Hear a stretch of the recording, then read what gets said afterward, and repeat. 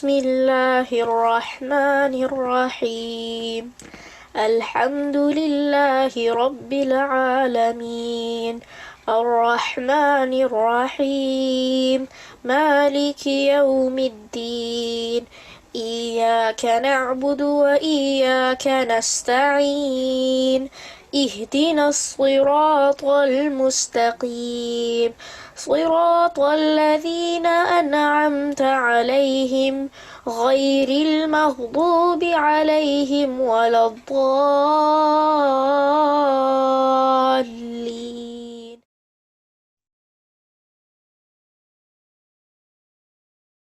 نحمده ونصلي على رسوله الكريم اما بعد فاعوذ بالله من الشيطان الرجيم بسم الله الرحمن الرحيم رب اشرح لي صدري ويسر لي امري واحلل عقدة من لساني يفقهوا قولي ربنا زدنا علما اللهم فقهنا في الدين اللهم انا نسألك علما نافعا وعملا متقبلا ورزقا طيبا اللهم انفعنا بما علمتنا وعلمنا ما ينفعنا وزدنا علما اللهم وفقنا لما تحب وترضى اللهم صل على محمد وعلى آل محمد كما صليت على إبراهيم وعلى آل إبراهيم إنك حميد مجيد اللهم بارك على محمد وعلى آل محمد كما باركت على إبراهيم وعلى آل إبراهيم إنك حميد مجيد.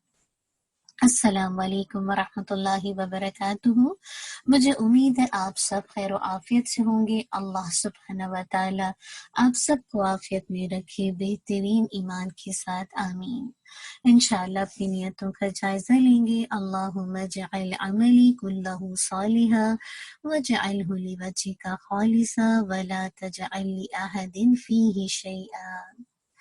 انشاءاللہ تزکیے کی طرف چلیں گے. اور ہم نے لاسٹ کلاس میں دیکھا تھا کہ انسان جب شعوری طور پر ارادہ کر لیتا ہے کہ اس کو تزکیہ کرنا ہے تو اس کے لیے ٹارگٹ کو متعین کرنا آسان ہو جاتا ہے نا. پھر اس کے اندر کوئی اریٹیشن پیدا نہیں ہوتی نا، مراد ہے کہ بہت زیادہ اریٹیبل نہیں ہوتا اور نہ ہی اس کو مایوسی گرتی ہے، بلکہ وہ الحمدللہ اس کے اندر جب یہ احساس اور یہ شعور بیدار ہو جاتا ہے نا تو پھر وہ اس راستے پر چل پڑتا ہے.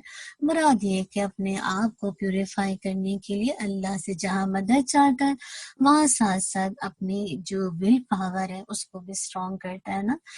کیونکہ آپ کو پتہ ہے تزکیے کے راستے میں تو بہت جھنجھلاہٹ آئے گی، بہت اریٹیشن پیدا ہوگی، کبھی کبھی بہت انسان ڈپریس بھی ہوگا کہ کیا ہے کہ میری بری عادتیں مجھ سے چھوٹ نہیں رہی. لیکن ایسے موقع پر ڈٹرمنیشن انشاءاللہ آپ کو ہیلپ دے گی. اور اصل بات ہے کہ اللہ تعالیٰ ہی سب کا تزکیہ کرتے ہیں. انسان اپنے آپ کو پیوریفائی کر ہی نہیں سکتا. انسان فطرتاً کمزور واقعہ ہے نا، اور ایک حد تک تو پاکیزگی حاصل کر سکتا ہے، لیکن کہنے کا مقصد ہے کہ مکمل پیوریفائی بس اللہ تعالیٰ کی ذات ہی ہمیں کر سکتی ہے نا. بس اللہ تعالیٰ سے دعا کریں کہ ہم اپنے جو مسلسل جسے کہا جائے اچھے کاموں کو زندگی میں، اچھی عادتوں کو زندگی میں اندر انڈلج کریں اور بری عادتوں کو، برے اخلاق کو، برائیوں کو اپنی زندگی سے نکالتے جائیں. تو تزکیے کا عمل شروع کرنے کے لیے سب سے پہلے آپ کو انرجی درکار ہوگی. اللہ کی آیات پڑھ کر ایمان کے اندر گرمی اور حلاوت آنی چاہیے. اسی کی مدد سے انشاءاللہ تزکیہ ہو سکتا ہے. تو میں اور آپ چیک کریں کہ اللہ کی آیت پڑھ کر آپ کو ایمان کی گرمی فیل ہوتی ہے، یعنی کچھ آپ پر اثر ہوتا ہے اور حلاوت نصیب ہوتی ہے، تو پھر انشاءاللہ بس تزکیہ سٹارٹ ہوگا. اب دیکھیں کہ جس طرح آپ توا کو گرم کر کے اس پر روٹی ڈالیں تو آپ کو لگتا ہے نا کہ جب توا صحیح گرم ہوتا ہے تو اس پر روٹی صحیح پکتی ہے، نرم بھی ہوتی ہے، مزیدار بھی ہوتی ہے. کیوں؟ کیونکہ جو آنچ جو اس کو جتنا زیادہ آنچ چاہیے ہوتی ہے تو وہ اس کے لیے مناسب ہوتی ہے، اسی وجہ سے روٹی خوب پھولتی ہے نا. لیکن سچ بتائیے، اگر ٹھنڈے توے پر اگر آپ نے روٹی ڈالی تو وہ کچی بھی اکثر رہ جاتی ہے، اور اکثر کیا ہوتا ہے سخت ہو کر پاپڑ بن جائے گی اور وہ پھولتی بھی نہیں ہے نا. تو سب سے پہلے کیا ہے کہ اسی طرح بالکل نا، جب اللہ کی آیات سے دل نرم ہوتے ہیں تب تزکیے کا عمل شروع کیا جاتا ہے، تو پھر انسان کے لیے فائدے مند رہے گا نا۔ یعنی اگر دل ہی ٹھنڈے ٹھنڈے بیٹھے ہوئے اللہ کی آیات پر کوئی مطلب جو اللہ کی آیات پڑھی جا رہی ہیں، آپ کی ایمان میں کوئی گرمی نہیں آ رہی، حلاوت ہی نہیں آ رہی، کوئی ایمان میں لذت ہی نہیں آ رہی، کوئی اندر سے کوئی جنبش ہی پیدا نہیں ہو رہی، تو بات یہ کہ پھر کیسے، جیسے کہا جب میں اور آپ اپنا تزکیہ کر سکتے ہیں نا، تو بات یہ کہ پہلے اپنے آپ کو جسے کہا جائے انرجیٹک انرجی لانی ہوگی نا، اور سے اللہ کی آیات کو سننا ہوگا تاکہ وہ آپ کے اندر حلاوت پیدا کرے ایمان کی۔ اور جب انشاءاللہ ایک دفعہ اللہ کی آیات دل پر اتریں گی، دل نرم ہوگی، پھر انشاءاللہ تزکیے کا پروسیس آپ کے لیے بہت پروڈکٹیو بن جائے گا۔ اب چونکہ آپ دیکھیں نا، چونکہ تزکیہ کسی نفس کا ہوتا ہے، اسی لیے اس نفس انسانی کا ادراک بہت ضروری ہے کہ ہم جانیں کہ انسان کی حقیقت کیا ہے۔ یعنی اگر میں اور آپ اگر اپنا تزکیہ کرنا چاہتے ہیں نا، اور ہم کیا ہے، انسان ہیں، ٹھیک ہے، تو پھر کیا ضروری ہے کہ میں اور آپ اس بات کو جانیں کہ انسان کی جو ریالٹی ہے وہ کیا ہے۔ اب دیکھیے نا، جیسے کسی بھی مشین کو، کوئی بھی مشینری ہوتی ہے، کوئی بھی مشین ہوتی ہے، اس کو گھر میں لاتے ہیں تو اس مشین کے بارے میں بنیادی جو معلومات ہونی چاہیے، جیسے اس کے کون کون سے پارٹس ہیں، کون کون سے پرزے ہیں، ان کا آپس میں کیا ریلیشن شپ ہے، کس طرح یہ مشین فنکشن کرتی ہے، تو یہ سب چیز آپ کو پتہ ہونی چاہیے نا، جس سے انشاءاللہ پھر آپ کو اس کو آسان ہو جاتا ہے اس کو استعمال کرنا نا۔ اور آپ دیکھیے، آپ کوئی بھی مشین لینے چاہتے ہیں، کوئی بھی مشین آپ استعمال کرتے ہیں، اب تو اس کا مینول بھی آتا ہے نا، جس سے جو کہ اس مشین سے ریلیٹڈ آپ کو انفارمیشن دیتا ہے نا، اور پھر آپ اسی کے مطابق تھوڑی تو پہلے سے معلومات رکھتے ہیں کہ بلینڈر ہے تو وہ کیا پروسیس کرتا ہے، کیا کرتا ہے، کیونکہ آپ کو پتہ ہے آپ اس طرح کی چیزوں کو استعمال کر چکے ہیں۔ لیکن جب آپ اگین مشین لے کر آتے ہیں تو پھر اس کے ساتھ بھی اس کا مینول بھی ہوتا ہے نا، تو اس کے ذریعے سے پھر آپ اس مشین کو استعمال کرنے کا طریقہ اگین چیک کر لیتے ہیں، یا چیک کیے۔ اسی طرح انسان کے بارے میں بھی یہ علم ہونا ضروری ہے کہ اس کی اصل حقیقت کیا ہے، ان کا یعنی اس کے اندر کیا کیا چیزیں شامل ہیں، کیا کیا چیزوں پر وہ مشتمل ہے، کس حصے کی کیا اہمیت ہے، یعنی جو باڈی پارٹس اللہ نے بنائے ہیں نا، وہ کن کن چیزوں پر مشتمل ہے، اور کس پورشن کی، کس پارٹ کی کیا اہمیت ہے۔ اور اگر میں اور آپ مشین کوئی بھی لے کر آتے ہیں، اس کو صحیح جگہ استعمال کرنا چاہتے ہیں، تو ہمیں کیا پتہ ہونا چاہیے کہ اس کی پوٹینشل کیا ہے۔ پوٹینشل کا مطلب کیا ہے، اس کی قوت کیا ہے، اور یہ کیا کچھ کر سکتی ہے۔ اگر ہمیں کسی چیز کی قدر و قیمت کا احساس نہیں ہوگا تو اس کا کیا خیال آپ اور میں رکھ سکتے ہیں، میں اور آپ اس کی صحیح ٹیک کیئر کر سکیں گے؟ نہیں۔ آپ کو میں اس کو مثال سے سمجھاتی ہوں نا، تاکہ بات آپ کو سمجھ آ جائے۔ سپوز کیجئے کہ آپ کے پاس ایک قیمتی ہیرا ہے، لیکن میں اور آپ اس کی قدر و قیمت سے ناواقف ہیں۔ اس کی قیمت، اس کی ویلیو کا مجھے اور آپ کو اندازہ ہی نہیں کہ میرے پاس یا آپ کے پاس جو ڈائمنڈ ہے وہ کوہ نور ہے۔ یاد رکھیے کہ جب آپ اس کی ویلیو سے واقف نہیں ہوں گے تو آپ کو اس کی امپورٹنس کا کوئی اندازہ ہی نہیں ہوگا، آپ اس سے بالکل انجان ہوں گی نا، اور محض اس کو یہ سمجھیں گی جیسے یہ کوئی کانچ کا ٹکڑا ہے نا، یعنی آپ کی نظر میں اس کی کوئی اتنی اہمیت نہیں ہوگی کہ آپ ڈائمنڈ لے کر آئیں یا کانچ، آپ کو پتہ ہی نہیں اس کے بارے میں، الف سے بے ڈائمنڈ کے بارے میں کچھ پتہ ہی نہیں ہے، بس ایک چمکتی ہوئی چیز ہے، آپ اس کو شیشہ سمجھ بیٹھیں گے، کانچ کا ٹکڑا سمجھ بیٹھیں گے، کیونکہ آپ کو پتہ ہی نہیں کہ ڈائمنڈ ہوتا کیا ہے۔ اور چونکہ آپ کو اس کی اہمیت کا نہیں پتا ہوگا، اس کی ویلیو کا نہیں پتا ہوگا، تو آپ اس کو بیکار اور بے وقت سمجھیں گے نا۔ ہو سکتا ہے کہ آپ اٹھا کے کچرے میں ڈال دیں، اس کو ڈسٹ بن میں ڈال دیں، اس کو گاربیج میں ڈال دیں، یا ہو سکتا ہے کہ آپ بچوں کو ٹوائے کے طور پر کھیلنے کے لیے دے دیں۔ لیکن یاد رکھیں، جو شخص اس ہیرے کی قدر و قیمت سے، اس کی ویلیو سے واقف ہوگا، اس کی اہمیت اور حقیقت سے آشنا ہوگا، تو وہ اسے کسی بادشاہ کے حضور پیش کرے گا۔ جس کو پتا ہوگا نا کہ اتنا ویلیو ہے، تو وہ کس کے پاس لے کر جائے گا؟ کسی بادشاہ کے پاس لے کر جائے گا نا، کسی قدردان کے پاس لے کر جائے گا۔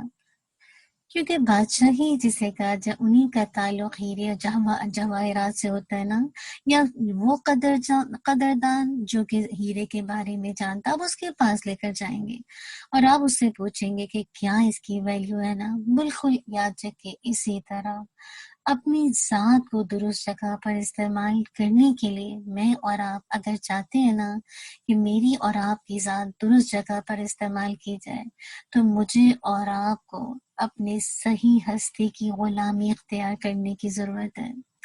مراد کیا ہے؟ صحیح ہستی کی خدمت کرنے کے لیے ضروری ہے کہ میں اور آپ اپنے آپ کو پہچانیں۔ میں اور آپ اگر اللہ کا بننا چاہتے ہیں، اس کو سرو کرنا چاہتے ہیں، مراد ہے کہ اس کی غلامی میں آنا چاہتے ہیں، تو سب سے پہلے مجھے اور آپ کو اپنے آپ کو پہچاننا ہوگا۔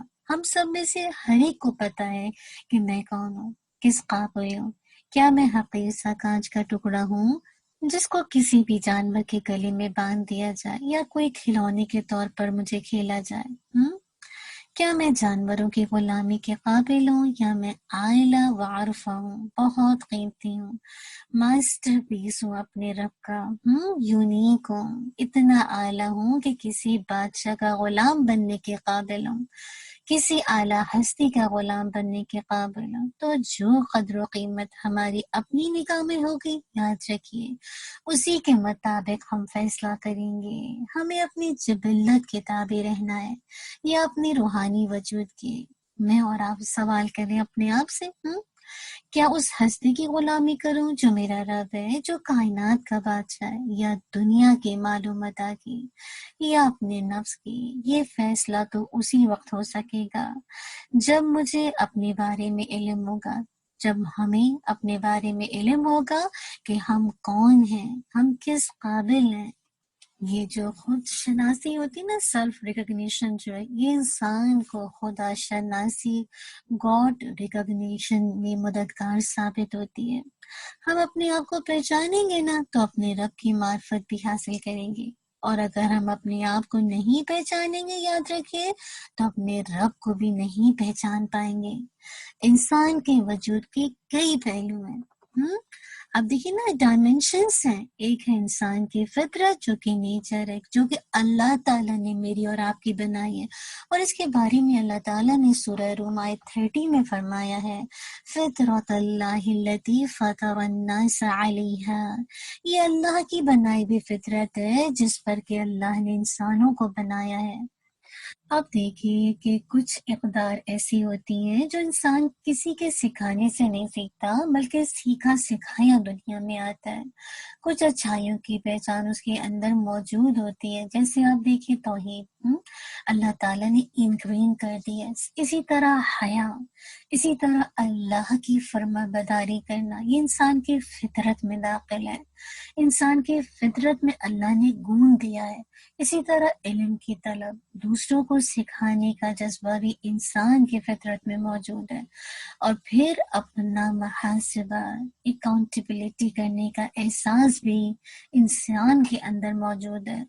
اب دیکھیے نا، برا کام کر کے گناہ کا احساس بھی پیدا ہوتا ہے نا، اسی طرح آپ دیکھیں انسان فطرتاً یہ احساس لے کر دنیا میں آتا ہے کہ یہ دنیا میرا گھر نہیں ہے، یہ میرا دائمی ٹھکانہ نہیں ہے، یہ شعور انسان میں موجود ہے۔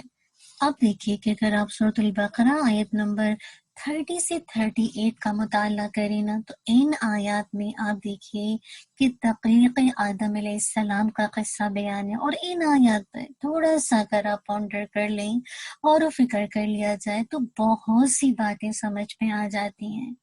ان خوبیوں کے ساتھ کچھ برائیوں کی پہچان بھی انسان میں فطرتاً موجود ہے۔ اب دیکھیے نا، کوئی شخص کسی جنگل میں رہتا ہو، کبھی کسی نبی کی دعوت نہ سنی ہو، نہ دنیاوی تعلیم حاصل کی ہو، لیکن فطرتاً اسے معلوم ہوگا کہ جھوٹ بولنا بری بات ہے، دھوکہ دینا بری ہے، چوری کرنا بری بات ہے۔ اصل بات کیا ہے؟ فَأَلْهَمَهَا فُجُورَهَا وَتَقْوَاهَا، الشمس آیت نمبر 8۔ پھر اللہ نے الہام کر دی اس پر اس کی بدی اور پرہیزگاری، چونکہ فطرت کے لحاظ سے ہر انسان کیا ہے، نیچر پر ہے، مومن ہے، لہٰذا مومن بننا کوئی ان نیچرل چیز نہیں ہے۔ اب دیکھیں نا، فطری طور پر انسان کیا ہے، اللہ تعالیٰ کی توحید کا اقرار کر چکا ہے، وعدہ الست کے ذریعے سے توحید کا جو بلب اللہ نے انسان کی فطرت میں ڈالا ہے وہ موجود ہے۔ تو مومن بننا کوئی ان نیچرل سی چیز نہیں ہے، بلکہ پیدائشی طور پر ہر انسان مومن ہوتا ہے، دین فطرت لے کر اس دنیا میں آتا ہے، چاہے ہندو کے گھر میں پیدا ہو، چاہے کرسچنز کے گھر پیدا ہو، چاہے یہودی، چاہے آتش پرست ہو یا بت پرست ہو، کسی کے گھر میں بھی پیدا ہو، انسان فطرت پر، دین فطرت پر پیدا ہوتا ہے۔ کیوں؟ کیونکہ اللہ کے نبی صلی اللہ علیہ وسلم کی حدیث آتی ہے، كل مولود يولد على الفطرة فأبواه يهودانه أو ينصرانه أو يمجسانه۔ ہر بچہ جو پیدا ہوتا ہے وہ فطرت پر پیدا ہوتا ہے، یہ تو اس کے والدین ہیں جو یا تو اس کو یہودی بنا دیتے ہیں یا نصرانی یا مجوسی، یعنی فطرت کے اندر بگاڑ پیدا ہو جاتا ہے جب انسان کہ پیرنٹس اس کو اس انداز سے مختلف مذاہب کے اندر ڈھال دیتے ہیں۔ فطری طور پر انسان کے اندر یہ صلاحیت، یہ پوٹینشیل موجود ہے کہ وہ فرشتوں سے بڑھ کر مقام حاصل کر لے۔ یہ کب ہوگا؟ یہ اس وقت ہوگا جب کہ وہ اپنی فطرت پر قائم رہے، اس کو مسخ نہ کرے۔ اور جب انسان اپنی فطرت کو مسخ نہیں کرتا نا، تو پھر وہ اشرف المخلوقات کہلانے کے لائق ہوتا ہے۔ آپ کو سورہ 3 میں اللہ تعالیٰ نے فرمایا یاد ہے، لَقَدْ خَلَقْنَا الْإِنسَانَ فِي أَحْسَنِ تَقْوِيمٍ، یقیناً ہم نے انسان کو بہترین ساخت پر بنایا ہے۔ تو کیا بات سمجھ آئے کہ انسان دین فطرت پر پیدا ہوتا ہے۔ اگر انسان اپنی فطرت کو مسخ نہ کرے تو الحمدللہ انسان اشرف المخلوقات کہلانے کے لائق ہے، اور اللہ نے جو اس کو بہترین ساخت پر بنایا وہ پھر اس کے مطابق زندگی گزارنے کے قابل ہے۔ آپ دیکھیے نا کہ فطرت کا تعلق کس چیز سے؟ روح سے ہے، اور روح کا جو حسن ہے، خوبصورتی ہے، وہ فطرت پر قائم رہنے میں ہے۔ روح صرف انسان میں ہوتی ہے اور فطرت بھی صرف انسان کی ہوتی ہے، جانوروں کی کوئی فطرت نہیں ہوتی۔ جو انسان فطرت کی سطح پر زندگی گزارتا ہے اس کو دنیا میں چین نہیں آتا، وہ لوٹ کر اپنے رب کے پاس جانا چاہتا ہے جہاں سے وہ آیا تھا۔ دل چاہتا ہے یہاں پہ رک کے سوچیں، اگر میں اور آپ فطرت پر ہے نا، اگر میں نے اور آپ نے اپنی فطرت کو مسخ نہیں کیا نا، تو میری اور آپ کی روح کو یہاں چین نہیں ملے گا۔ ہمارا دل چاہے گا کہ ہم لوٹ کر اپنے رب کے پاس جائیں جہاں سے میں اور آپ آئے۔ اللہ اکبر۔ اور اس کی وجہ کیا ہے کہ یہ جو روح ہے نا، یہ دنیا کی چیز نہیں ہے، اسی لیے یہاں اس کو بہت اجنبیت محسوس ہوتی ہے۔ روح ایک لطیف شے ہے، یہ لوٹ کر اللہ کے پاس جانا چاہتی ہے، اللہ سے ملاقات کا شوق رکھتی ہے۔ دنیا میں اس کا دل نہیں لگتا، اسی لیے دیکھیے نا دنیا میں کتنی چیزیں مل جائیں لیکن اس کے باوجود انسان کبھی بھی یہ نہیں کہہ سکتا کہ میں بہت مطمئن زندگی گزار رہا ہوں، میں بڑا پرسکون زندگی گزار رہا ہوں۔ ہر انسان کے ساتھ مسلسل آزمائش ہے نا۔ آپ دیکھیے نا، انسان بے چین رہتا ہے، یعنی عبادت بھی کر رہا ہے تو پھر بھی وہ خوشی اس کو نہیں محسوس ہوتی، وہ سیٹسفیکشن نہیں ہوتی، کیونکہ دنیا کے لیے یہ روح بنائی نہیں گئی نا۔ مراد ہے کہ دنیا کی چیز ہی نہیں ہے، یہاں اس کو بہت اسٹرینجر سا فیل ہوتا ہے تو وہ واپس اپنے رب کی طرف لوٹنا چاہتی ہے، اللہ سے ملاقات کرنا چاہتی ہے، اگر آپ کا دل، آپ کی روح فطرت پر ہے۔ لیکن جو لوگ اپنی فطرت کو مسخ کر دیتے ہیں نا، پھر وہ اللہ سے ملنا نہیں چاہتے، نہ ان کی روح اللہ کے پاس جانا چاہتی، نہ اس سے ملاقات کا شوق رکھتی ہے۔ وہ دنیا میں اپنا، جسے کہا جائے، اس کو متاع زندگی بنا دیتی ہے۔ لیکن اس کے باوجود دیکھیے، دنیا کو متاع زندگی بنانے کے باوجود ان کی زندگی میں کتنی انزائٹی، کتنی ڈپریشن، کتنا کچھ جسے کہا جائے ناکامیاں ہیں نا۔ میں اور آپ اپنے نفس کو چیک کریں کہ میری اور آپ کی نفس کی کیا حالت ہے، روح کی کیا حالت ہے۔ اگر میری اور آپ کی روح فطرت پر ہے اور ویسے ہی وہ فطرت پر زندگی گزار رہی ہے تو آخرت میں انشاءاللہ ان کا نفس مطمئن رہتا ہے۔ اللہ اکبر، یعنی جو فطرت پر زندگی گزارتے ہیں آخرت میں پھر ایسے لوگوں کا نفس مطمئن رہتا ہے۔ اس کے بارے میں سورۃ الفجر میں بھی آتا ہے نا، یا ایتھا النفس المطمئنہ ارجعی الی ربک راضیۃ مرضیہ، الفجر آیت نمبر 27 and 28۔ نیک روح سے خطاب ہوگا، اے نفس مطمئنہ واپس لوٹ اپنے رب کی طرف، تو اس سے راضی اور وہ تجھ سے راضی۔ دعا کیجیے کہ جب مجھے اور آپ کو موت کے فرشتے لینے آئے، بلکہ ہم سب امت مسلمان کو جب موت کے فرشتے لینے آئے تو یہی پکارا ہے، یا ایتھا النفس المطمئنہ ارجعی الی ربک راضیۃ مرضیہ، کہ اللہ ہم سے راضی ہو جائے، وہ ہم سے راضی اور ہم اس سے راضی۔ بس یہی یہاں بیٹھنے کا ہمارا جو ایک ہم جو یہاں بیٹھ رہے ہیں، اس کا وجہ، اس کی ریزن اور اس کی جو ایک بہت بڑی وجہ ہے وہ کیا، کہ میں اور آپ اپنے رب کو راضی کر کے اس دنیا سے جائیں، میں اور آپ اپنے رب کے چہرے کے لیے ساری کوشش کریں، اللہ تعالیٰ مجھ سے اور آپ سے راضی ہو جائے اور اپنی رضامندی کا پروانہ اس رمضان میں ہم سب کے لیے لکھ دے، آمین۔ کثرت سے آپ بھی دعا کیا کیجیے، رضیت باللہ ربا وبالاسلام دینا وبمحمد صلی اللہ علیہ وسلم نبیا۔ رضیت، میں راضی ہو گئی، رب اللہ، اللہ کے ساتھ، بالاسلام یعنی مراد ہے کہ میں رب کے معبود ہونے پر، اسلام کے دین ہونے اور محمد صلی اللہ علیہ وسلم کی نبی ہونے پر راضی ہوں۔ اللہ تعالیٰ مجھے اور آپ کو راضی کر دے اور اپنی روح کو فطرت پر رکھنے والا بنا دے، آمین۔ انشاءاللہ موو آن ہو جائیں گے فضائل رحمت للعالمین۔ انشاءاللہ دیکھتے ہیں کہ اس کے اندر آج ہمارے لیے کیا ٹاپک ہے۔ آج انشاءاللہ جو ٹاپک ہے ہمارا، رحمتہ صلی اللہ علیہ وسلم بالکفار، کافروں پر آپ صلی اللہ علیہ وسلم کی رحمت۔ صحابہ کرام رضی اللہ عنہم نے رسول اکرم صلی اللہ علیہ وسلم کو مشرکوں کے لیے بد دعا کرنے کی درخواست کی۔ آپ صلی اللہ علیہ وسلم نے فرمایا، میں لوگوں کے لیے لعنت نہیں رحمت بنا کر بھیجا گیا ہوں۔ حضرت ابو ہریرہ رضی اللہ عنہ کہتے ہیں، صحابہ کرام رضی اللہ عنہم نے آپ صلی اللہ علیہ وسلم سے عرض کی، یا رسول اللہ صلی اللہ علیہ وسلم، مشرکوں کے لیے بد دعا فرمائیں۔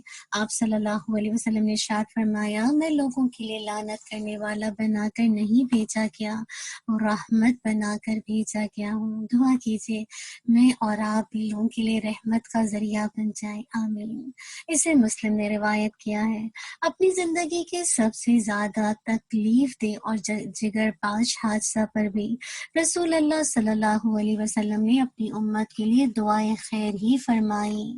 اس کے بارے میں آتا ہے، ام المومنین حضرت عائشہ رضی اللہ عنہما کہتی ہیں، میں نے ایک دفعہ عرض کیا، یا رسول اللہ صلی اللہ علیہ وسلم، کہ آپ کی زندگی میں یوم احد سے بھی زیادہ تکلیف دہ کوئی دن آیا ہے؟ آپ صلی اللہ علیہ وسلم نے ارشاد فرمایا، عائشہ، میں نے تیری قوم قریش کی طرف سے بڑی تکلیفیں اٹھائی ہیں، لیکن ان سب میں سے زیادہ تکلیف مجھے عقبہ کے روز پہنچی۔ اس روز میں خود عبد لیل اور عبد کلال کے بیٹوں کے پاس دعوت لے کر گیا، لیکن انہوں نے میری بات کا مثبت جواب نہ دیا۔ میں واپس لوٹا تو میرا چہرہ غمزدہ تھا۔ قرن ثعلب یعنی طائف سے چند میل باہر جگہ کا نام ہے، تک مجھے کوئی ہوش نہ تھا۔ وہاں پہنچ کر میں نے اپنا سر اٹھایا تو دیکھا کہ ایک بادل نے میرے اوپر سایہ کر رکھا ہے، اس میں جبریل علیہ السلام تھے۔ انہوں نے مجھے آواز دی کہ اللہ تعالیٰ نے تمہاری قوم کی باتیں اور ان کا جواب سب کچھ سن لیا ہے اور آپ کی طرف پہاڑوں کے فرشتے کو بھیجا ہے، اب جو آپ چاہیں اسے حکم فرمائیں۔ اتنے میں پہاڑوں کے فرشتے نے مجھے سلام کیا اور کہا، اے محمد صلی اللہ علیہ وسلم، اللہ تعالیٰ نے آپ کی قوم کی باتیں سن لی ہیں، میں پہاڑوں کا فرشتہ ہوں، آپ کے رب نے مجھے آپ کی طرف بھیجا تاکہ آپ صلی اللہ علیہ وسلم حکم فرمائیں اور میں اس پر عمل کروں۔ آپ صلی اللہ علیہ وسلم حکم فرمائے جو آپ چاہتے ہیں، اگر آپ چاہیں تو ان لوگوں کو 2 پہاڑوں کے درمیان پیس کر رکھ دوں۔ رسول اللہ صلی اللہ علیہ وسلم نے فرمایا نہیں، مجھے امید ہے کہ اللہ تعالیٰ ان کی نسلوں سے ایسے لوگ پیدا فرمائے گا جو ایک اللہ کی بندگی کریں گے اور کسی کو اللہ کے ساتھ شریک نہیں ٹھہرائیں گے۔ اسے مسلم نے روایت کیا ہے۔ کتنا مرثیت ہے۔ اللہ کے نبی صلی اللہ علیہ وسلم پر طائف کے سفر میں جو ظلم ہوا ہے، اس کے باوجود آپ دیکھیے آپ کیسے جسے کہتے ہیں معاف کرنے والے ہیں نا، اور کیا کہتے کہ ان کی نسلوں سے ایسے لوگ پیدا ہوں گے جو اللہ وحدہ لا شریک کی بندگی کریں گے۔ اللہ اکبر۔ اللہ تعالیٰ ہمیں واقعی اپنے رب کی بندگی کرنے والا بنا دے اور ایسا اخلاق عطا کر دے جو اللہ کے نبی صلی اللہ علیہ وسلم کو ملا۔ آمین۔ حضرت طفیل دوسی رضی اللہ عنہ نے اپنے قبیلے کے لیے بد دعا کی، درخواست کی، لیکن آپ صلی اللہ علیہ وسلم نے ان کے لیے ہدایت کے لیے دعا فرمائی۔ کیا روایت آتی ہے؟ حضرت ابو ہریرہ رضی اللہ عنہ کہتے ہیں حضرت طفیل رضی اللہ عنہ اور ان کے ساتھی حاضر خدمت ہوئے اور عرض کیا یا رسول اللہ صلی اللہ علیہ وسلم، قبیلہ دوس نے کفر کیا اور اسلام قبول کرنے سے انکار کیا ہے، ان کے لیے اللہ تعالیٰ سے یہ دعا فرمائیں، ان کے لیے اللہ تعالیٰ سے بد دعا فرمائیں۔ صحابہ کرام رضی اللہ عنہم نے سمجھا اب قبیلہ دوست تو بس ہلاک ہوا، لیکن آپ صلی اللہ علیہ وسلم نے ان کے لیے یہ دعا فرمائی، یا اللہ قبیلہ دوست کو ہدایت دے، اللہم اہدی دوسم وأتی بہم، قبیلہ دوست کو ہدایت دے انہیں میرے پاس لیا۔ اسے مسلم نے روایت کیا ہے۔ آپ دیکھیے کہ صحابہ آتے اللہ کے نبی سے بد دعا کی درخواست کرتے اور اللہ کے نبی صلی اللہ علیہ وسلم رحمت للعالمین آپ ان کے لیے ہدایت کی دعا کرتے ہیں اور دعا کرتے ہیں کہ وہ ہدایت لے کر میرے پاس آ جائیں۔ اللہ اکبر۔ اور آپ دیکھیے ایسا ہی ہوا، آپ صلی اللہ علیہ وسلم کی دعا کے بعد قبیلہ دوس اسلام لے آیا اور آپ صلی اللہ علیہ وسلم کی خدمت میں حاضر ہوا۔ بس اللہ تعالیٰ ہمیں بھی ایسا ظرف دیتے کہ ہم لوگوں کی ہدایت کے لیے دعا کرنے والے بن جائیں۔ میدان احد میں خون آلود ہونے کے باوجود آپ صلی اللہ علیہ وسلم نے کفار کے حق میں دعائے خیر فرمائی۔ حضرت عبداللہ بن مسعود رضی اللہ عنہ کہتے ہیں کہ رسول اللہ صلی اللہ علیہ وسلم کا چہرہ مبارک میری آنکھوں کے سامنے ہے۔ آپ صلی اللہ علیہ وسلم ایک پیغمبر مراد اپنی ذات ہے کا حال بیان فرما رہے تھے کہ اس کی قوم نے اسے زخمی کر دیا اور پیغمبر اپنے چہرے سے خون صاف کرتا جا رہا تھا اور دعا مانگ رہا تھا، اے میرے رب میری قوم کو معاف فرما دے، وہ جانتے نہیں۔ کتنی خوبصورت دعا ہے، رب اغفر لی قومی فإنہم لا یعلمون، اے میری رب میری قوم کو معاف فرما دے، وہ جانتے نہیں۔ آپ دیکھیں کتنا بینیفٹ آف ڈاؤٹ دے رہے ہیں۔ قوم تو آپ دیکھیے نا ساری چیزیں جاننے کے باوجود ایمان نہیں لا رہی، لیکن اللہ کے نبی صلی اللہ علیہ وسلم کتنا مرسی تھے، کتنا رحم کرنے والے تھے کہ ان کے لیے ہدایت کی دعا، ان کی مغفرت کی دعا کر رہے اور یہ ان کو بینیفٹ آف ڈاؤٹ دے رہے کہ وہ جانتے نہیں ہیں۔ اس سے مسلم نے روایت کیا۔ اللہ ہمیں ایسا اخلاق عطا کر دے، آمین۔ بنو قینقاع کی بار بار عہد شکنی کے بعد رسول اللہ صلی اللہ علیہ وسلم نے ان کا محاصرہ فرمایا۔ ان پر غلبہ حاصل کرنے کے بعد رئیس المنافقین کی پرزور سفارش پر آپ صلی اللہ علیہ وسلم نے سب کی جان بخشی فرما دی۔ اس کے بارے میں روایت آتی ہے، حضرت عمر بن قتادہ رضی اللہ عنہ کہتے ہیں رسول اللہ صلی اللہ علیہ وسلم نے بنو قینقاع کا محاصرہ کیا، حتیٰ کہ انہوں نے اس شرط پر ہتھیار ڈال دیے کہ رسول اللہ صلی اللہ علیہ وسلم ان کے بارے میں جو فیصلہ فرمائیں گے وہ اسے قبول کریں گے۔ جب مسلمانوں کو اللہ تعالیٰ نے بنو قینقاع پر غلبہ عطا فرمایا تو عبداللہ بن ابی بن سلول آپ صلی اللہ علیہ وسلم کی خدمت میں حاضر ہوا، عرض کی اے محمد میرے معاہدین کے ساتھ احسان کا معاملہ کرو۔ اللہ اکبر۔ بنو قینقاع قبیلہ خزرج کے حلیف تھے۔ رسول اکرم صلی اللہ علیہ وسلم نے خاموشی اختیار فرمائی۔ عبداللہ بن ابی نے دوسری بار کہا، اے محمد میرے معاہدین کے معاملے میں احسان فرمائیں۔ آپ صلی اللہ علیہ وسلم نے چہرہ مبارک دوسری طرف پھیر لیا۔ تیسری بار اس نے آپ صلی اللہ علیہ وسلم کے کرتے کا دامن تھام لیا۔ آپ صلی اللہ علیہ وسلم نے ارشاد فرمایا، چھوڑ دو مجھے۔ آپ صلی اللہ علیہ وسلم اس قدر غصہ ہوئے کہ صحابہ کرام رضی اللہ عنہم نے آپ صلی اللہ علیہ وسلم کے چہرہ مبارک پر اس کے اثرات دیکھے۔ آپ صلی اللہ علیہ وسلم نے ارشاد فرمایا، افسوس تجھ پر، چھوڑ دے مجھے۔ عبداللہ بن ابی کہنے لگا، واللہ جب تک آپ میرے معاہدین کے ساتھ احسان نہیں کریں گے آپ کو نہیں چھوڑوں گا۔ 400 جنگجو بلا ہتھیار اور 300 زرہ پوش جنہوں نے مجھے احمر و اسود سے بچایا، آپ انہیں بیک ختم کر ڈالیں گے؟ واللہ میں ان کے بارے میں گردش زمانے کا خوف محسوس کر رہا ہوں۔ بالآخر آپ صلی اللہ علیہ وسلم نے ارشاد فرمایا، اچھا جا، تیری خاطر میں نے انہیں معاف کیا۔ امام ابن کثیر نے اسے بیان کیا ہے۔ اب دیکھیے کہ مدینہ منورہ میں یہودیوں کے 3 مشہور قبیلے تھے، بنو قینقاع، بنو نذیر اور بنو قریظہ۔ مدینہ منورہ تشریف لانے کے بعد رسول اللہ صلی اللہ علیہ وسلم نے یہودیوں سے دفاعی نوعیت کا معاہدہ فرما لیا، جس کے نتیجے میں عملاً مسلمانوں کی حکومت قائم ہو گئی۔ یہود اپنے مزاج کے اعتبار سے ایک فتنہ پرور، حاسد اور عہد شکن قوم ہے۔ غزوہ بدر میں مسلمانوں کی عظیم الشان فتح نے جہاں عربوں میں مسلمانوں کی دھاک بٹھا دی، وہاں یہود قوم کے دلوں میں مسلمانوں کے خلاف عداوت اور حسد کی آگ بھڑکنے لگی۔ مذکورہ والا تینوں یہودی قبائل میں سے بنو قینقاع سب سے زیادہ فتنہ پرور اور خطرناک قبیلہ تھا۔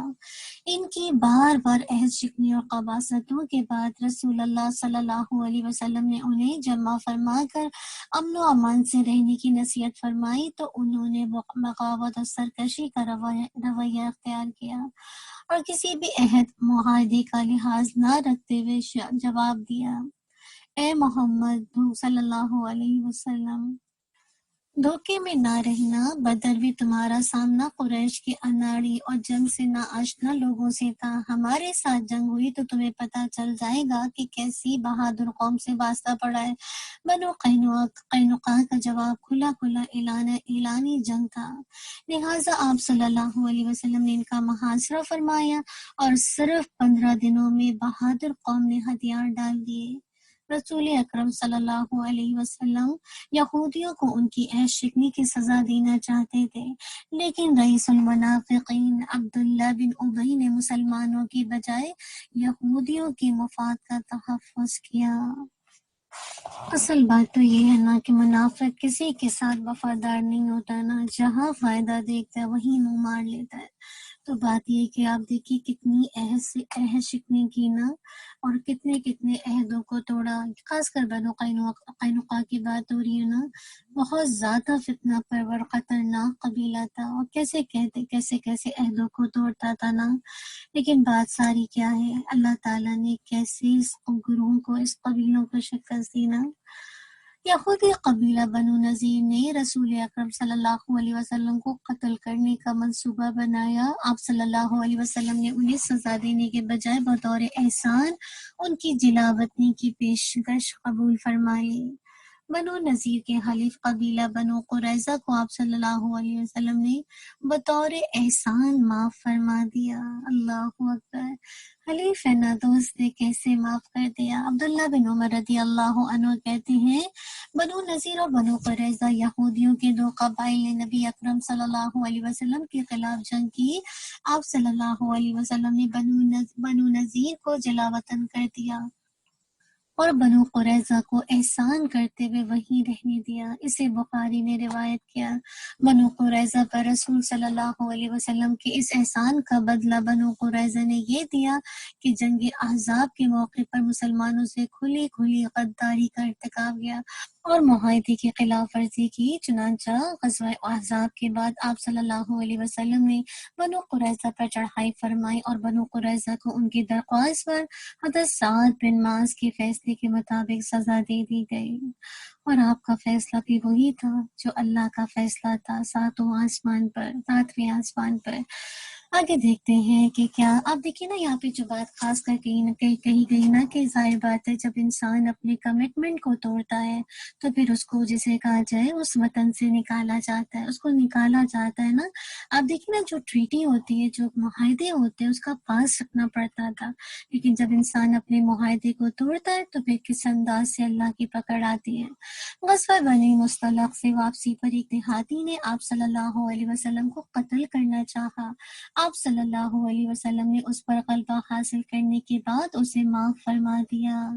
حضرت جابر بن عبداللہ رضی اللہ عنہ کہتے ہیں ہم رسول اللہ صلی اللہ علیہ وسلم کے ساتھ نجد کی طرف جہاد کے لیے نکلے۔ دوران سفر میں دوپہر کا وقت ایک ایسے جنگل میں آ گیا جس میں کانٹے دار درخت کثرت سے تھے۔ رسول اکرم صلی اللہ علیہ وسلم ایک درخت کے نیچے تشریف لے گئے، اپنی تلوار درخت سے لٹکائی۔ صحابہ کرام رضی اللہ عنہم بھی سائے کی تلاش میں ادھر ادھر درختوں کے نیچے چلے گئے۔ اچانک ہم نے دیکھا کہ رسول اللہ صلی اللہ علیہ وسلم ہمیں بلا رہے ہیں۔ ہم حاضر ہوئے، ایک دیہاتی آپ کے سامنے بیٹھا ہوا تھا۔ آپ صلی اللہ علیہ وسلم نے ارشاد فرمایا میں سو رہا تھا کہ یہ شخص آیا اور میری تلوار مجھ پر سونٹ لی۔ میں جاگا تو دیکھا کہ ننگی تلوار لیے میرے سر پر کھڑا ہے۔ کہنے لگا تجھے اب مجھ سے کون بچائے گا؟ میں نے کہا اللہ بچائے گا۔ اس پر اس نے تلوار نیام میں ڈال دی اور دیکھو اب یہ میرے سامنے بیٹھا ہے۔ حضرت جابر رضی اللہ عنہ کہتے ہیں رسول اللہ صلی اللہ علیہ وسلم نے اس دیہاتی کو کوئی سزا نہ دی۔ اسے بخاری نے روایت کیا ہے۔ اب دیکھیے ایک انسان آپ کی جان لینے آیا، آپ کو آپ کے سینے پر تلوار کو سونپ رہا ہے، لیکن اس کے باوجود اللہ کے نبی کیا کر رہے ہیں؟ کوئی سزا نہیں دے رہے بلکہ معاف اور درگزر کر رہے ہیں۔ بس اللہ تعالیٰ یہی رویہ ہمارے اندر پیدا کر دے۔ صلح حدیبیہ کو ناکام بنانے کے لیے مشرکین مکہ کے 80 نوجوانوں نے رات کے وقت مسلمانوں پر حملہ کر کے جنگ بھڑکانے کی کوشش کی۔ مسلمانوں نے انہیں گرفتار کر لیا اور آپ صلی اللہ علیہ وسلم نے ازراہ احسان سب کو آزاد فرما دیا۔ حضرت انس بن مالک رضی اللہ عنہ سے روایت ہے کہ اہل مکہ کے 80 آدمیوں نے جبل تنیم سے اتر کر آپ صلی اللہ علیہ وسلم پر چڑھائی کی۔ وہ چاہتے تھے کہ آپ صلی اللہ علیہ وسلم کو اور آپ کے اصحاب کو دھوکہ دے کر حملہ آور ہو۔ آپ صلی اللہ علیہ وسلم نے سب کو گرفتار کر لیا لیکن بعد میں آزاد فرما دیا۔ یہ ہے رحمت للعالمین۔ اسے مسلم نے روایت کیا ہے۔ رسول اکرم صلی اللہ علیہ وسلم کی بار بار گستاخی اور توہین کرنے والی رئیس المنافقین عبداللہ بن ابی کو قتل کرنے سے آپ صلی اللہ علیہ وسلم نے منع فرما دیا۔ حضرت جابر رضی اللہ عنہ کہتے ہیں جب رسول اکرم صلی اللہ علیہ وسلم مدینہ تشریف لائے تو انصار کی تعداد مہاجرین سے زیادہ تھی۔ آہستہ آہستہ مہاجرین کی تعداد انصار سے زیادہ ہو گئی تو عبداللہ بن ابی نے کہا کیا مہاجرین غالب آنے لگے ہیں؟ واللہ جب ہم مدینہ پہنچیں گے تو عزت والا ذلیل لوگوں کو نکال باہر کرے گا۔ حضرت عمر بن خطاب رضی اللہ عنہ نے یہ سن کر کہا یا رسول اللہ صلی اللہ علیہ وسلم مجھے اجازت دیں میں اس منافق کی گردن اڑا دوں۔ رسول اللہ صلی اللہ علیہ وسلم نے فرمایا جانے دو عمر، لوگ کہیں گے کہ محمد اپنے ہی ساتھیوں کو قتل کروا رہے ہیں۔ اسے بخاری نے روایت کیا ہے۔ کیسے اللہ کے نبی حکمت سے کام لیتے تھے نا۔ بظاہر تو عبداللہ بن ابی شو کرتا تھا کہ وہ مسلمان ہے، لیکن بات یہ کہ دین کا لبادہ اوڑھ کر بھی دین کو نقصان دینا یہ دراصل ایمان کی علامت نہیں ہے کہ میں اور آپ دین کا لبادہ اوڑھ کر دین کے خلاف بولنا شروع کر دیں۔ اس کے باوجود اللہ کے نبی کیا کہتے ہیں کہ کیا بات کہتے ہیں کہ لوگ کہیں گے کہ محمد اپنے ساتھیوں کو قتل کروا رہے ہیں۔ تو اصل بات ہے کہ جو دین ہے وہ قتل کی زور پر، لڑنے کی زور پر، جہاد کی زور پر نہیں پھیلا بلکہ درگزر سے، معاف کرنے سے، دین جسے کہا جائے آگے بھلا بھلا، بس اللہ تعالیٰ مجھے اور آپ کو بھی ایسے رویے اختیار کرنے والا بنا دے اور لوگوں کے رویے کو معاف کر دے، اللہ کے لیے معاف کر دے۔ کل انشاءاللہ اللہ تعالیٰ آپ کو بلندی دے گا، اللہ تعالیٰ عزت دے گا۔ آگے دیکھیں گے کہ زندگی بھر رسول اکرم صلی اللہ علیہ وسلم کے خلاف سازشیں کرنے والا رئیس المنافقین عبداللہ بن ابی فوت ہوا تو اس کے بیٹے حضرت عبداللہ رضی اللہ عنہ کی درخواست پر آپ صلی اللہ علیہ وسلم نے نہ صرف کفن کے لیے اپنی قمیص عنایت فرمایا بلکہ اس کی مغفرت کے لیے 70 سے زیادہ مرتبہ دعا کرنے کا ارادہ بھی ظاہر کیا۔ حضرت عبداللہ بن عمر رضی اللہ عنہ سے روایت ہے کہ رئیس المنافقین عبداللہ بن ابی بن سلول مرا تو اس کا بیٹا عبداللہ بن عبداللہ رضی اللہ عنہ رسول اکرم صلی اللہ علیہ وسلم کی خدمت اقدس میں حاضر ہوا اور عرض کی کہ میرے باپ کے کفن کے لیے اپنا قمیص عنایت فرما دیں۔ آپ صلی اللہ علیہ وسلم نے اسے اپنا قمیص عنایت فرما دیا۔ پھر اس نے گزارش کی، یا رسول اللہ صلی اللہ علیہ وسلم اس کی نماز جنازہ بھی پڑھا دیں، شاید اللہ اسے معاف کر دے۔ آپ صلی اللہ علیہ وسلم نے اس کی نماز جنازہ پڑھانے کے لیے کھڑے ہوئے تو حضرت عمر رضی اللہ عنہ کھڑے ہو گئے اور رسول اللہ صلی اللہ علیہ وسلم کا دامن تھام لیا اور عرض کیا، یا رسول اللہ صلی اللہ علیہ وسلم کیا آپ اس منافق کی نماز پڑھاتے ہیں؟ حالانکہ اللہ تعالیٰ نے آپ کو اس کی نماز پڑھنے سے منع فرمایا ہے۔ رسول اللہ صلی اللہ علیہ وسلم نے فرمایا، اللہ تعالیٰ نے مجھے اختیار دیا ہے اور فرمایا ہے تو دعا کر یا نہ کر، اگر ان منافقوں کے لیے 70 مرتبہ بھی دعا کرے تو نہیں بخشے جائیں گے، لہٰذا میں 70 مرتبہ سے زیادہ دعا کروں گا، شاید اللہ تعالیٰ قبول فرما لے۔ حضرت عمر رضی اللہ عنہ نے عرض کیا، وہ تو منافق تھا۔ آپ صلی اللہ علیہ وسلم نے پھر بھی نماز پڑھی۔ تب اللہ تعالیٰ نے یہ آیت نازل فرما دی، منافق مرے تو آئندہ اس کی نماز جنازہ کبھی نہ پڑھنا اور نہ ہی اس کی قبر پر کھڑے ہو کر دعا کرنا۔ سورہ التوبہ آیت نمبر 84، اسے مسلم نے روایت کیا ہے۔ کیا بات سمجھ آ گئی؟ جو منافق ہوتا ہے نا تو اس کی جو ہے اس کے لیے مغفرت کی دعا نہیں کی جا سکتی نا۔ مراد ہے کہ دیکھیں نا کہ اللہ تعالیٰ نے بتا دیا نا کہ آپ ان کے لیے نماز جنازہ نہ پڑھیں، ان کی قبر پر نہ کھڑے ہوں۔ اصل بات یہ کہ اللہ کے نبی صلی اللہ علیہ وسلم چونکہ رحمت للعالمین تھے نا، تو آپ کی رحمت الحمدللہ سب کے لیے تھی اور آپ حریص ہوتے تھے کہ لوگ دین کی طرف آ جائیں نا، اور اللہ کے نبی چاہتے تھے کہ اللہ سب کی مغفرت کر دے۔ اسی لیے آپ دیکھیے، آپ کو جب اختیار ملا تو آپ نے اس اختیار کو استعمال کیا اور اس کے لیے مغفرت کی دعا کی۔ لیکن بات یہ ہے کہ جب اللہ کا فیصلہ ہو جائے کہ جس کی اللہ کا فیصلہ ہو جائے کہ مغفرت اس کے لیے فائدہ نہیں دے گی تو پھر نہیں دے گی۔ اور عمر رضی اللہ عنہ کا رول دیکھیے کہ کیسے نبی صلی اللہ علیہ وسلم کا دامن پکڑ لیتے ہیں نا اور بتاتے ہیں کہ وہ تو منافق ہے، وہ تو منافق تھا۔ لیکن بات ساری یہ ہے کہ اللہ تعالیٰ کی جب آیات آ گئی تو اس کے بعد اللہ کے نبی صلی اللہ علیہ وسلم نے کسی ایک کے لیے بھی، کسی ایک منافق کے لیے مغفرت کی دعا نہیں کی۔ تو بس اصل بات ہے کہ اللہ تعالیٰ ہمارے دلوں سے منافقت نکالے اور میں اور آپ سچے مسلمان بنے، آمین۔ آگے دیکھتے ہیں، فتح مکہ کے موقع پر آپ صلی اللہ علیہ وسلم نے مجرموں سے انتقام لینے کے بجائے درگزر اور احسان کرنے کا اعلان فرمایا۔ حضرت حشام بن عروہ رضی اللہ عنہ اپنے باپ سے روایت کرتے ہیں کہ فتح مکہ کے روز حضرت سعد بن عبادہ رضی اللہ عنہ نے ابو سفیان کو دیکھ کر کہا، اے ابو سفیان، آج تو دشمنوں کی گردنیں اڑانے کا دن ہے، آج تو کعبہ کے اندر لڑائی ہوگی۔ ابو سفیان نے اپنے پاس کھڑے حضرت عباس رضی اللہ عنہ سے کہا، اے عباس رضی اللہ عنہ، تیرا بھلا ہو، آج کی روز مجھے بچانا۔ پھر ایک ایسا لشکر آیا جو سارے لشکروں سے چھوٹا تھا، اس میں آپ صلی اللہ علیہ وسلم اور آپ صلی اللہ علیہ وسلم کے اصحاب رضی اللہ عنہم شامل تھے۔ رسول اللہ صلی اللہ علیہ وسلم کا جھنڈا حضرت زبیر بن عوام رضی اللہ عنہ کے ہاتھ میں تھا۔ جب رسول اکرم صلی اللہ علیہ علیہ وسلم ابو سفیان کے پاس سے گزرے تو ابو سفیان نے عرض کی یا رسول اللہ صلی اللہ علیہ وسلم، کیا آپ کو معلوم ہے کہ جو کچھ سعد بن عبادہ رضی اللہ عنہ نے کہا؟ آپ صلی اللہ علیہ وسلم نے دریافت فرمایا سعد نے کیا کہا ہے؟ ابو سفیان نے بتایا کہ حضرت سعد رضی اللہ عنہ نے یہ اور یہ کہا ہے۔ آپ صلی اللہ علیہ وسلم نے ارشاد فرمایا سعد نے غلط کہا ہے۔ آج تو اللہ تعالیٰ کعبے کی عظمت کو بڑھائے گا اور اس کی شان و شوکت بڑھانے کے لیے اس پر غلاف ڈالا جائے گا۔ اسے بخاری نے روایت کیا ہے۔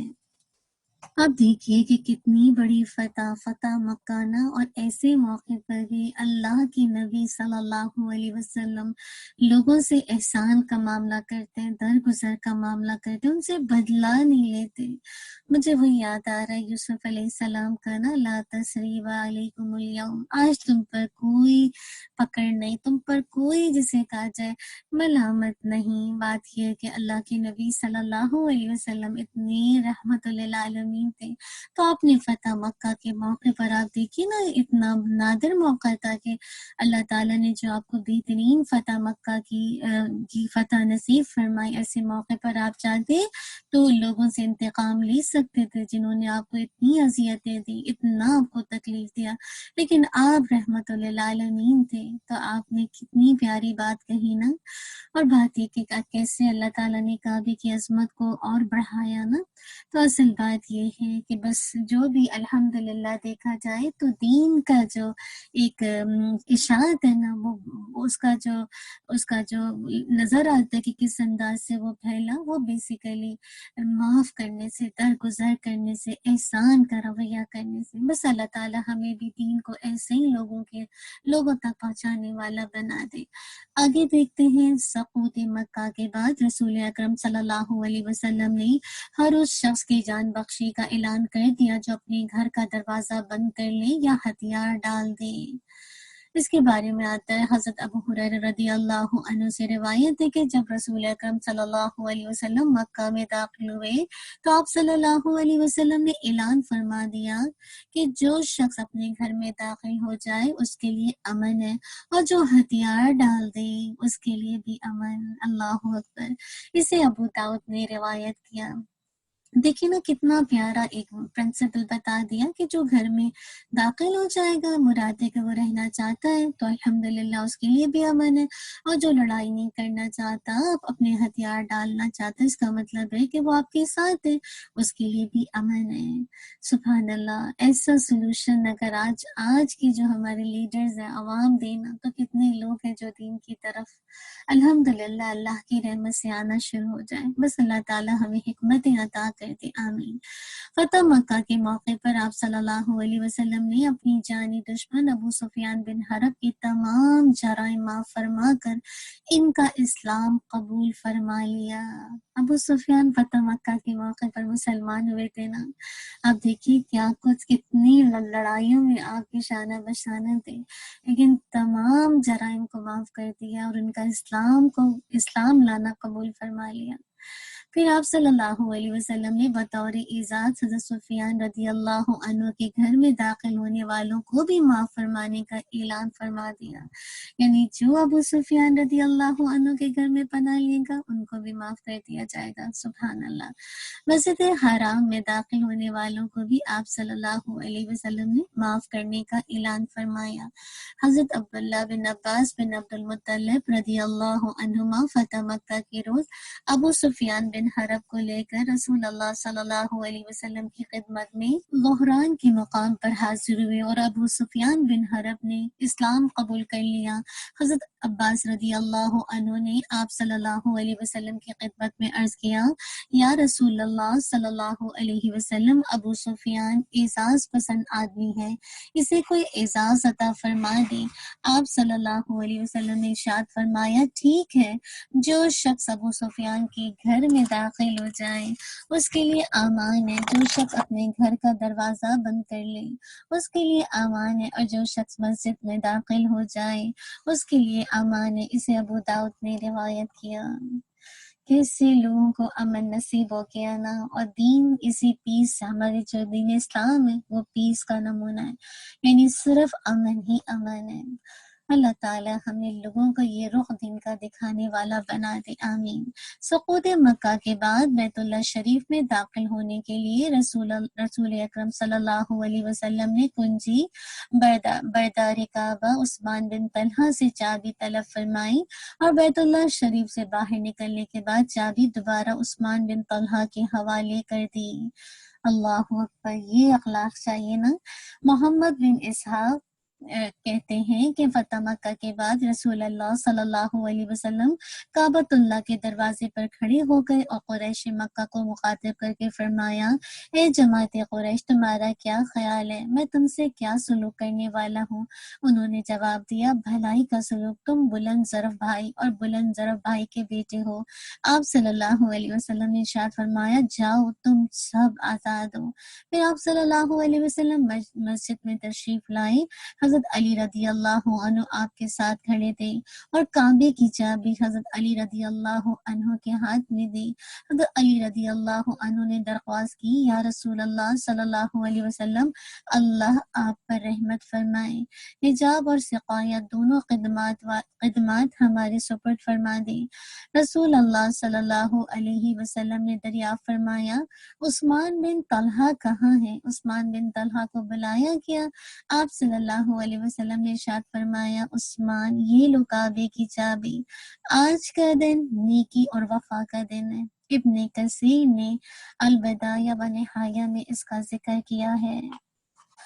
اب دیکھیے آپ نے کیسے سارے عہدوں کو نبھایا، جتنے بھی عہد ہیں ان کے ساتھ وفا کیا نا۔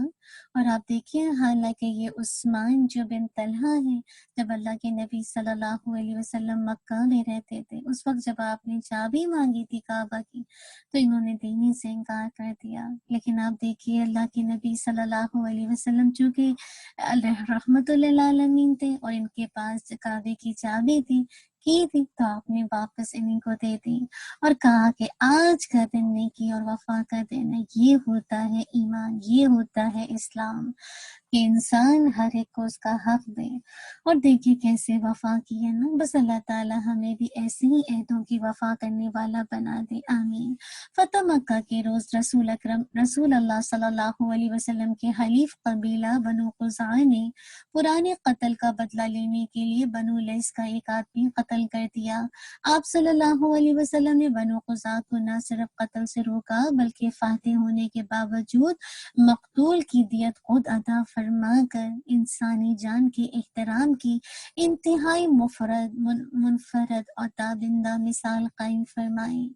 محمد بن اسحاق کہتے ہیں کہ ایک آدمی ابن السوق نے زمانہ جاہلیت میں بنو خزاعہ کا ایک آدمی قتل کر دیا تھا۔ فتح مکہ کے روز بنو خزاعہ نے بدلہ لینے کے لیے ابن السوق کو قتل کر ڈالا۔ رسول اللہ صلی اللہ علیہ وسلم نے فرمایا، اے بنو خزاعہ، خون ریزی سے اپنے ہاتھ روک لو۔ اگر خون ریزی فائدہ مند ہوتی تو ضرور فائدہ ہوتا، اب بہت خون ریزی ہو چکی ہے۔ تم نے جسے قتل کیا میں لازماً اس کی دیت ادا کروں گا۔ اسے ابن کثیر نے بیان کیا۔ اب دیکھیے یہ ہوتا ہے اخلاق کہ آپ دیکھیے قتل کون کر رہے ہیں اور دیت کون ادا کر رہے ہیں۔ اللہ اکبر، آج یہ اوصاف ہمارے اندر آ جائے نا تو معاشرہ کتنا پرسکون ہو جائے۔ سقوط مکہ کے بعد رسول اللہ صلی اللہ علیہ وسلم نے 4 مردوں اور 2 عورتوں کو قتل کرنے کا حکم دیا، لیکن مردوں میں سے 2 قتل کیے گئے اور 2 کو امان دے دی گئی۔ وہ دونوں مسلمان ہو گئے۔ عورتوں میں سے 1 قتل کی گئی اور دوسری کو امان دی گئی اور وہ بھی مسلمان ہو گئی۔ اس کے بارے میں آتا ہے، حضرت سعد رضی اللہ عنہ اپنے باپ سے روایت کرتے ہیں کہ فتح مکہ کے روز رسول اللہ صلی اللہ علیہ وسلم نے 4 مردوں اور 2 عورتوں کے علاوہ سب کی جان بخشی فرما دی۔ ان میں 6 کے بارے میں ارشاد فرمایا انہیں قتل کر دو، خواہ یہ کعبے شریف کے پردوں سے لٹکے ہوئے ہوں۔ نمبر 1 اکرمہ بن ابو جہل، نمبر 2 عبداللہ بن قتل، نمبر 3 مقیس بن صبابہ، اور نمبر 4 عبداللہ بن سعد بن ابی السرح۔ ان میں سے عبداللہ بن قتل کعبہ شریف کے پردوں سے لٹکا ہوا تھا۔ سعید بن حریث رضی اللہ عنہ اور عمار بن یاسر رضی اللہ عنہ نے اسے دیکھ لیا اور دونوں مارنے کے لیے دوڑے۔ حضرت سعید رضی اللہ عنہ حضرت عمار رضی اللہ عنہ سے جوان تھے، لہٰذا حضرت سعید نے عبداللہ بن قتل کو قتل کیا۔ مقیس بن صبابہ کو لوگوں نے بازار میں پایا اور اسے قتل کر دیا۔ اکرمہ بھاگ گیا اور یمن جانے کے لیے کشتی پر سوار ہو گیا۔ کشتی کو طوفان نے آ لیا۔ ملاح نے کہا یہاں تمہارے معبود کسی کام کے نہیں آئے، کسی کام نہیں آئیں گے، بس خالص ایک اللہ کو پکارو۔ اکرمہ نے کہا اللہ کی قسم، اگر سمندر میں ایک اللہ کے سوا کوئی نہیں بچا سکتا تو پھر خشکی میں بھی ایک اللہ کے سوا کوئی نہیں بچا سکتا۔ پھر اللہ سے وعدہ کیا، یا اللہ میں تجھ سے وعدہ کرتا ہوں کہ اگر تو مجھے طوفان سے بچا لے گا تو میں حضرت محمد صلی اللہ علیہ وسلم کی خدمت میں حاضر ہوں گا اور ان کے ہاتھ میں اپنا ہاتھ دے دوں گا، اور مجھے امید ہے کہ میں حضرت محمد صلی اللہ علیہ وسلم کو اپنے لیے زیادہ درگزر کرنے والا مہربان پاؤں گا۔ طوفان سے بچنے کے بعد وہ آپ صلی اللہ علیہ وسلم کی خدمت میں حاضر ہوا اور مسلمان ہو گیا۔ عبداللہ بن ابی سرح جو کہ حضرت عثمان بن عفان رضی اللہ عنہ کا ردائی بھائی تھا نے حضرت عثمان رضی اللہ عنہ کے پاس پناہ حاصل کر لی۔ جب رسول اللہ صلی اللہ علیہ وسلم نے لوگوں کو بلایا تو حضرت عثمان رضی اللہ عنہ نے اسے رسول صلی اللہ علیہ وسلم کے سامنے حاضر کر دیا اور عرض کیا یا رسول اللہ صلی اللہ علیہ وسلم عبداللہ سے بیعت لے لیجئے۔ آپ صلی اللہ علیہ وسلم نے اپنا سر مبارک اٹھایا اور اسے 3 بار دیکھا، گویا ہر بار بیعت لینے سے انکار فرمایا۔ اس کے بعد آپ صلی اللہ علیہ وسلم نے اس سے بیعت لے لی۔ پھر صحابہ کرام رضی اللہ عنہم کی طرف متوجہ ہوئے اور فرمایا تم میں کوئی بھی ایسا رجل رشید نہیں تھا کہ جب میں نے اس کی بیعت سے انکار کر دیا تھا تو وہ اسے قتل کر دیتا۔ صحابہ کرام رضی اللہ عنہم نے عرض کیا یا رسول اللہ صلی اللہ علیہ وسلم ہمیں کیا معلوم تھا کہ آپ صلی اللہ علیہ وسلم کے دل میں کیا بات ہے، آپ ہمیں اپنی آنکھ سے اشارہ ہی فرما دیتے۔ آپ صلی اللہ علیہ وسلم نے ارشاد فرمایا کسی نبی کے یہ لائق نہیں کہ وہ آنکھوں سے باتیں کرے۔ اسے نسائی نے روایت کیا۔ اب دیکھیے کہ جو اکرمہ بن ابو جہل نے عین مکہ میں داخلے کے وقت اپنے ساتھیوں کے ساتھ اسلامی لشکر کی مزاحمت کی تھی، لہٰذا اسے قتل کا حکم دیا گیا تھا، لیکن اس کی بیوی نے حاضر ہو کر اسلام قبول کر لیا اور شوہر کے لیے امان طلب کی۔ آپ صلی اللہ علیہ وسلم نے بطور احسان امان دے دی۔ اسی طرح عبداللہ بن قتل اسلام قبول کر کے مرتد ہو گیا تھا، لہٰذا قتل کیا گیا۔ مقیس بن صبابہ بھی اسلام قبول کر کے مرتد ہو گیا تھا، لہٰذا اسے بھی قتل کیا گیا، اور عبداللہ بن سعد بن ابی سرح بھی مرتد ہو گیا تھا، لیکن حضرت عثمان رضی اللہ عنہ نے اس کے لیے آپ صلی اللہ علیہ وسلم سے امان طلب کی تو آپ صلی اللہ علیہ وسلم نے امان دے دی اور عبداللہ مسلمان ہو گئے۔ عبداللہ بن قتل کی لونڈی آپ صلی اللہ علیہ وسلم کی حجب کرتی تھی، اسے قتل کیا گیا، اور عبداللہ بن قتل کی دوسری لونڈی کے لیے امان طلب کی گئی۔ آپ صلی اللہ علیہ وسلم نے اسے بھی ازراہ مہربانی امان عطا فرما دی اور وہ مسلمان ہو گئی۔ یاد رہے کہ ان 6 افراد کے علاوہ 3 افراد ایسے تھے جن کا خون رسول اللہ صلی اللہ علیہ وسلم نے رائے گاہ قرار دیا۔ نمبر 1 کون ہے؟ حارث بن نفیل، اسے قتل کیا گیا۔ نمبر 2 کون ہے؟ حبار بن اسود، یہ مسلمان ہو گئے۔ اور نمبر 3 سارہ اولاد عبد المطلب کی لونڈی مسلمان ہو گئی۔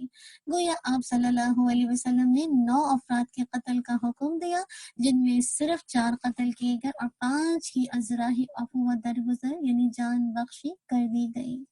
تو کیا بات سمجھ آ گئی؟ بات یہ کہ جو بھی اسلام قبول کر لیتا ہے امن میں آ جاتا ہے اور ہمیشہ کے لیے اپنے آپ کو دنیا میں بھی بچا لیتا ہے اور آخرت میں بھی ہمیشہ کی آنکھ سے بچا لیتا ہے۔ دعا کیجیے کہ دیکھیے کہ کتنا خوبصورت اللہ کے نبی صلی اللہ علیہ وسلم نے کیسے کیسے لوگوں کو امان دینا، اور لوگ جسے کہا جائے اپنے یعنی اپنی جان بچانے کی وجہ سے کیسے اسلام کی طرف داخل ہو کر، خاص کر اکرمہ کا واقعہ کیسے اب دیکھیں نا کیسے سمندر میں کہتا ہے کہ جب جو شخص جو اللہ مجھے سمندر میں بچائے گا تو وہ خشکی میں کیوں نہیں بچائے گا، تو کیسے اللہ تعالیٰ نے اس کا سینہ کھولا اور وہ مسلمان ہو گیا۔ تو اصل بات ہے کہ اللہ تعالیٰ کی آیات چاہے وہ قرآنی آیات کی شکل میں ہو یا انسان کے اپنے نفوس کے اندر ہو یا انسان کی کائنات میں پھیلی نشانیاں، ہر چیز بول بول کے گواہی دے رہی ہے۔ اصل بات ہے کہ میں اور آپ شعوری ایمان لائیں اور ان کائنات میں پھیلی نشانیوں پر غور کریں، اللہ وحدہ لا شریک کو پکارے، تو انشاءاللہ آپ دیکھیں گے کہ جب شعوری ایمان آئے گا تو ہر طرح کا شرک ہماری زندگی سے بھی نکلے گا اور ہم خالص اللہ کی عبادت کرنے والے ہوں گے۔ انشاءاللہ موو آن ہو جائیں گے ان اعمال کی طرف جو مجھے اور آپ کو جنت میں لے کر جانے والے ہیں، اور وہ عمل ہے حیا یا ایمان کا جز اور حصہ ہے۔ ابو ہریرہ رضی اللہ عنہ سے روایت ہے، نبی صلی اللہ علیہ وسلم نے فرمایا حیا ایمان کا حصہ ہے، اور آپ صلی اللہ علیہ وسلم نے فرمایا کہ حیا ایمان کا جز ہے اور ایمان جنت میں لے جانے والا ہے۔ تو لہٰذا اللہ مجھے اور آپ کو حیا دے دے، ہر چیز میں حیا، لباس میں حیا، معاملات میں حیا، اللہ کے ساتھ عبادت میں حیا، بندوں کے ساتھ معاملات میں حیا۔ اللہ تعالیٰ مجھے اور آپ کو ایسی حیا دے دے کہ واقعی جو میرے اور آپ کے ایمان کو سلامت رکھے، یہ چیز پر انشاءاللہ انسان کو جنت میں لے کر جائے گی۔ اور ابو امامہ رضی اللہ عنہ سے مروی ہے کہ اللہ کے نبی صلی اللہ علیہ وسلم نے فرمایا حیا اور کم بولنا ایمان کے حصے ہیں، فحش گوئی اور فضول بیان نفاق کے حصے ہیں۔ تو لہٰذا میں اور آپ کیا کریں، حیا کو اپنی زندگی میں لازم کر لیں انشاءاللہ، اور کم بولنا یہ انشاءاللہ آپ کے ایمان کو اسٹرانگ کرے گا اور آپ کے اندر سے نفاق کو ختم کرے گا اور جنت کے راستے پر لے جائے گا۔ اللہ تعالیٰ مجھے اور آپ کو ایسا کرنے والا بنا دے۔ اگلے عمل کی طرف چلیں گے۔ بقدر ضرورت روزی پر مطمئن رہنا۔ عبداللہ بن عمر رضی اللہ عنہما سے مروی ہے کہ نبی صلی اللہ علیہ وسلم نے فرمایا یقیناً کامیاب ہوا، کامیابی کیا ہے، سکسس کیا ہے، جنت میں جانا، وہ شخص جو مسلمان ہوا اور اس کو بقدری ضرورت رزق دیا گیا اور اللہ نے جو اس کو دیا اس پر اس کو مطمئن کر دیا۔ یہ ہے دراصل کامیابی، کہ جو بھی اللہ نے آپ کو رزق دیا ہے، چاہے آپ کی صحت ہے، آپ کا مال ہے، آپ کی اولاد ہے، آپ کی اسکلز ہے، آپ کا ٹیلنٹ ہے، آپ کا مال ہے، سب کچھ رزق ہے نا، اور اللہ نے جو اس کو دیا اس پر اس کو مطمئن بھی کر دے کہ وہ راضی ہے، انشاءاللہ یہ چیز آپ کو کامیابی دے گی اور جنت کے راستے پر لے جائے گی۔ اللہ تعالیٰ مجھے اور آپ کو جو کچھ ملا ہے اس پر راضی رہنے والا بنا دے، آمین۔ اگلا جو عمل ہے وہ کیا کہ جب بال سفید ہو جائیں تو ان کو اکھاڑنا نہیں چاہیے، وہ منع ہے۔ ابو ہریرہ رضی اللہ عنہ سے روایت ہے کہ نبی صلی اللہ علیہ وسلم نے فرمایا سفید بال مت اکھاڑو، کیوں؟ کیونکہ وہ قیامت کے دن نور کا باعث بنے گا۔ اب اگر ہم میں سے جن کے بال سفید ہو رہے ہیں، اکثر لوگوں کی عادت ہوتی ہے نا، جہاں ایک بال دیکھا تھٹ سے توڑ ڈالا اور فوراً یا تو کلر لگا دیا، چلے کلر لگا سکتے ہیں مسئلہ نہیں، لیکن اس کو توڑے نا۔ آپ نے توڑنا جہاں شروع کیا نا، آپ کے بال بھی زیادہ سفید ہونا شروع ہو جائیں گے، اور پاتی کے کل قیامت کے دن نور کا باعث بھی نہیں بنیں گے نا۔ تو کہا جا رہا ہے کیونکہ وہ قیامت کے دن نور کا باعث بنے گا، جو بوڑھا ہوا اللہ تعالیٰ اس کے بدلے اس کے لیے ایک نیکی لکھ دے گا اور اس کا ایک گناہ معاف کر دے گا اور اس کا درجہ بلند کر دے گا۔ آپ سوچیے نا کہ یہ بڑھاپا بھی کل نور کا باعث بن جائے گا اگر صحیح اور شعوری طور پر مسلمان ہوں گے نا، اللہ کے احکامات پر عمل کرنے والے ہوں گے، تو دیکھیے نا اللہ تعالیٰ اس کے بدلے میں، یعنی جو سفید بال ہے نا، اس کے بدلے میں اس کے لیے ایک نیکی لکھ کے دے گا، اور اس کا ایک گناہ معاف کر دے گا اور اس کا درجہ بلند کر دے گا۔ اللہ اکبر۔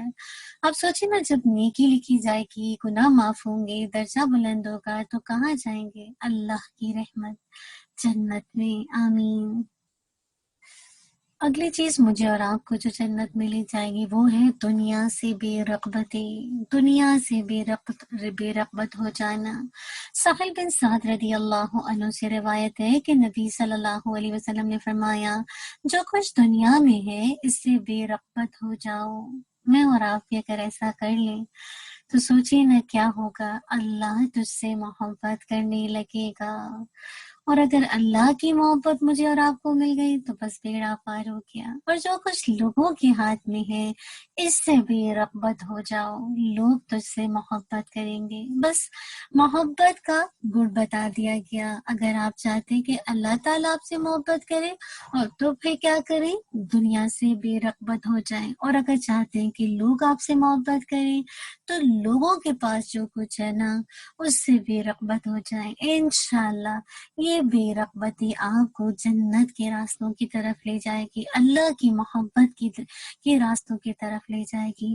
اللہ تعالیٰ مجھے اور آپ کو ایسا کرنے والا بنا دے، آمین۔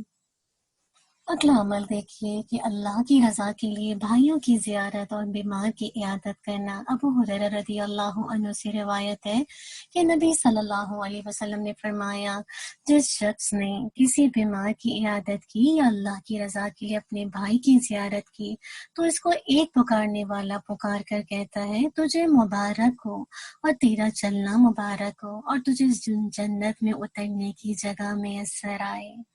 کتنی خوبصورت دعا، اللہ اکبر۔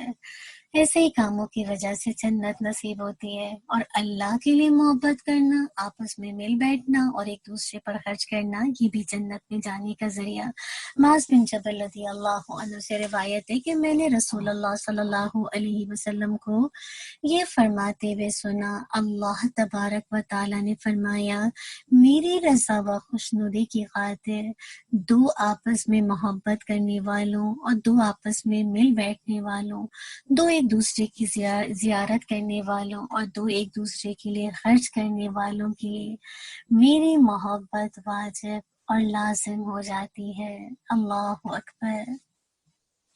اصل بات کیا ہے کہ اللہ کے لیے محبت کرنا، اللہ کے لیے زیارت کرنا، اللہ کی خوشنودی کی خاطر انسان ایک دوسرے پر خرچ کرے تو پھر اللہ کی محبت واجب اور لازم ہو جاتی ہے۔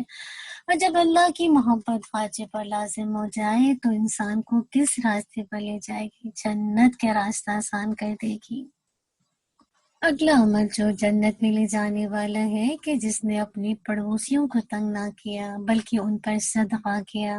ابو ہریرہ رضی اللہ عنہ سے مروی ہے کہ کچھ لوگوں نے اللہ کے رسول کو خبر دی، اے اللہ کے رسول صلی اللہ علیہ وسلم، فلاں عورت صرف فرض نمازیں پڑھتی ہے اور مال کی کمی کی وجہ سے صدقہ بھی نہیں کر پاتی، ہوتا نا مال کی کمی کی وجہ سے پنیر کے چند ٹکڑے ہی صدقہ کرتی ہے، مگر وہ اپنے پڑوسیوں کو تنگ نہیں کرتی۔ آپ صلی اللہ علیہ وسلم نے فرمایا وہ جنت میں جائے گی۔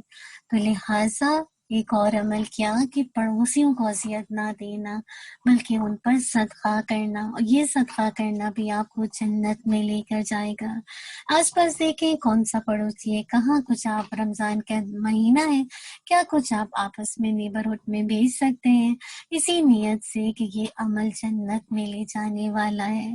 اللہ تعالیٰ مجھے اور آپ کو، بس جنت کی راہیں بہت وسیع ہیں، بس اللہ تعالیٰ مجھے اور آپ کو ان راستوں پر چلا دے اور اس پر استقامت دے دے۔ اللہ تعالیٰ میری اور آپ کے لیے آسانی کرے، کیونکہ اللہ کے نبی صلی اللہ علیہ وسلم کی ایک اور حدیث آتی ہے، جو شخص اللہ پر اور آخرت کے دن پر ایمان رکھتا ہے وہ اپنے پڑوسی کا احترام و عزت کرے۔ تو پڑوسیوں کو اپنے شر سے بچانا چاہیے، ان کی عزت کرنی چاہیے اور ان کا احترام کرنا چاہیے، یہ ہمارے ایمان کا حصہ ہے۔ اللہ تعالیٰ میری اور آپ کے لیے آسانی کر دے اور ہمیں اپنے ہمسایوں کے ساتھ بہترین حسن سلوک کا معاملہ کرنے والا بنا دے اور ان کی عزت کرنے والا بنا دے۔ جزاک اللہ خیر کثیرا، بارک اللہ فیک، وآخر دعوانا الحمد للہ رب العالمین۔ سبحانک اللہم و بحمدک، نشہد ان لا الہ الا انت، نستغفرک و نتوب الیک۔ سبحان ربک رب العزت عما یصفون، والسلام علی المرسلین، والحمد للہ رب العالمین۔ جزاک اللہ خیر کثیرا، بارک اللہ فیک۔ السلام علیکم ورحمۃ اللہ وبرکاتہ۔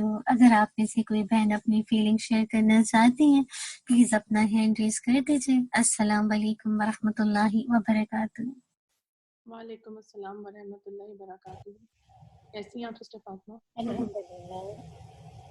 جی، سٹارٹ میں آپ نے تزکیہ سے ریلیٹڈ وہ جو ڈائمنڈ کی بات کی اور اس میں آپ نے بتایا، وہ بہت ہی اچھا لگا، بہت ہی اچھا کنیکشن تھا۔ اس اینگل سے کبھی سوچا نہیں کہ انسان کو اپنی بھی ویلیو پہچاننی چاہیے نا، کہ انسان کی اپنی کیا ایک ویلیو ہے۔ انسان اپنے آپ کو جس سے کہتے ہیں نا کس ویلیو پہ رکھ سکتا ہے نا، کہ اللہ کی طرف لگا کے اور اللہ کے کاموں سے دور ہو کے۔ اور دوسرا جو فطرت کی بات تھی کہ انسان فطرت پہ پیدا ہوا ہے، تو ہم خود ہی اپنی فطرت کو مسخ کر دیتے ہیں نا، مطلب اپنی اندر سے وہ بنا خود ہی ہم آرٹیفیشل چیزوں کو اپنے اندر لے آتے ہیں اور اس کو خود ہی سارا کچھ اس کو ختم کر دیتے ہیں۔ تو وہ بہت ہی مطلب زبردست لنک تھا کہ کبھی اس اینگل سے تزکیہ کے متعلق سوچا نہیں۔ اور اس کے علاوہ جو یہ ہم رحمت العالمین پڑھ رہے ہیں، اس میں تو آج بہت ہی زیادہ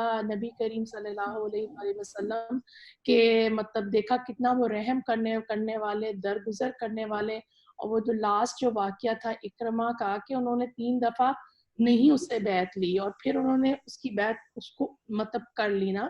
میں سوچ رہی تھی کہ ہمارا کیا رویہ ہوتا ہے، ہمیں تو کوئی کچھ کہہ کر جائے تو کہاں جائے نا، تو وہ والا حساب ہوتا ہے۔ اور اگر ہم ذہن میں کبھی یہ لے بھی آتے ہیں کہ اچھا نہیں ہم نے نہیں مطلب درگزر کرنا ہے لوگوں کے ساتھ، اچھا معاملہ کریں گے، لیکن آپ یقین نہیں کریں گے کہ اس وقت جب کوئی کچھ کہتا ہے کہ ساری فیلنگز ختم ہو چکی ہوتی ہیں اور وہ چیز ذہن سے جاتی نہیں۔ اس نے یہ کہا ہے تو کہا کیوں نا۔ تو مطلب میں اکثر سوچتی ہوں کہ ان کے ساتھ کتنا کچھ کفار کرتے تھے نبی کریم صلی اللہ علیہ وسلم کے ساتھ، اور ہمارے ساتھ تو وہ معاملہ لوگ کرتے بھی نہیں ہے نا۔ مطلب حد یہی ہے کہ کوئی ہمیں کچھ بات کہہ دیتا ہے اور یا کچھ سم ٹائم کچھ رویے سے شو کر دیتا ہے کہ کہاں کہ ان کو قتل کرنے کا ارادہ کرنا اور ان پہ تلوار مطلب کر لینا۔ تو بس اللہ تعالیٰ بس اس وقت یہ ذہن میں ڈال دے کہ ہمارے اندر یہ فیلنگ آ جائے معاف کرنے کی نا، درگزر کرنے کی،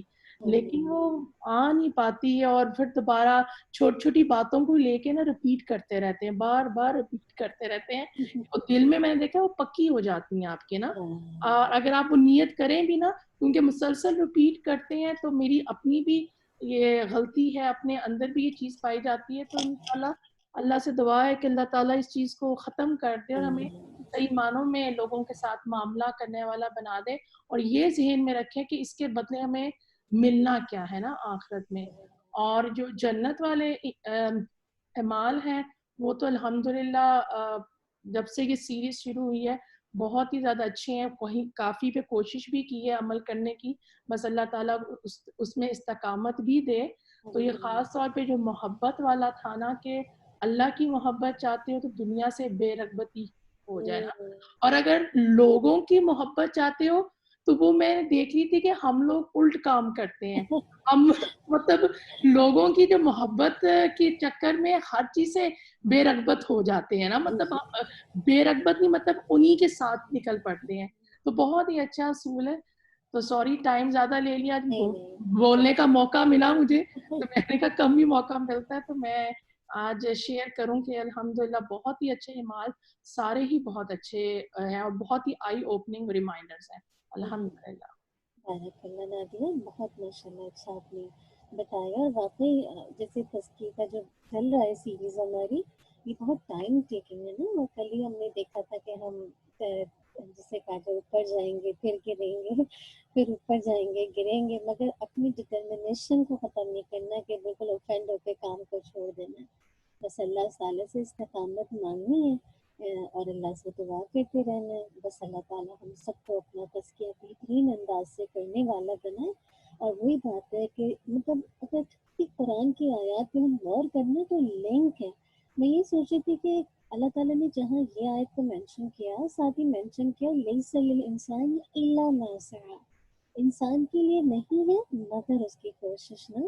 تو میں یہ سوچی تھی کہ ہماری کوشش اللہ کے دیکھی جائے گی. اب وہی بات ہے کہ کوئی فرشتے جیسا ہم ہو ہی نہیں سکتے کہ بالکل پیور ہو جائیں اور کہیں ہمارے اندر امپیورٹی نہیں ہو. مطلب ہوگی لیکن یہ کہ ہمیں ایک احساس ہو جائے اور پھر اس کے بعد ہم کوشش کرتے رہیں مسلسل، بس یہ عمل جاری رہے گا. اللہ تعالیٰ آسان کرتے. بارک اللہ نادیہ، بہت اچھے فرما رہے تھے. اس آپشن پلیز آپ لے لیجیے. السلام علیکم ورحمۃ اللہ وبرکاتہ. وعلیکم السلام ورحمۃ اللہ وبرکاتہ. ماشاء اللہ سسٹر نادیہ نے کافی اچھے سے سب ایکسپلین کر دیے پوائنٹس، لیکن جو ایک بات میں سوچ رہی تھی کہ سسٹر نادیہ کہہ رہی تھی کہ درگزر کرنے کا معاملہ دوسروں کے ساتھ، میں سوچ رہی تھی درگزر کرنے کا معاملہ اپنے بچوں کے ساتھ. ہم تو وہ ذرا سی غلطی کرتے ہیں اور ہم ڈنڈا لے کے کھڑا ہو جاتے ہیں فوراً. ان کے ساتھ ہمیں زیادہ صبر کا معاملہ رکھنا ہے کیونکہ وہ ہمارے ساتھ ہر وقت کا معاملہ ہے، رائٹ. تو اس میں ہمارا زیادہ امتحان ہے. اور میں نے واقعی میں اللہ کا لاکھ لاکھ کروڑ کروڑ شکر ہے جتنا اپنے آپ پہ اس دفعہ کنٹرول کیا ہے. اور کل وہی ہم جب تزکیے کی بات ہو رہی تھی کہ ہم پھسلتے ہیں پھر کھڑے ہوتے ہیں پھر پھسلتے ہیں، اور آپ نے غصے کی ہی اگزامپل دی تھی، تو میں کہی تھی شکر ہے ہم دوبارہ کھڑے ہوتے ہیں، ہم دوبارہ کوشش تو کر رہے ہیں نا، ہم نے گیو اپ نہیں کر دیا ہے.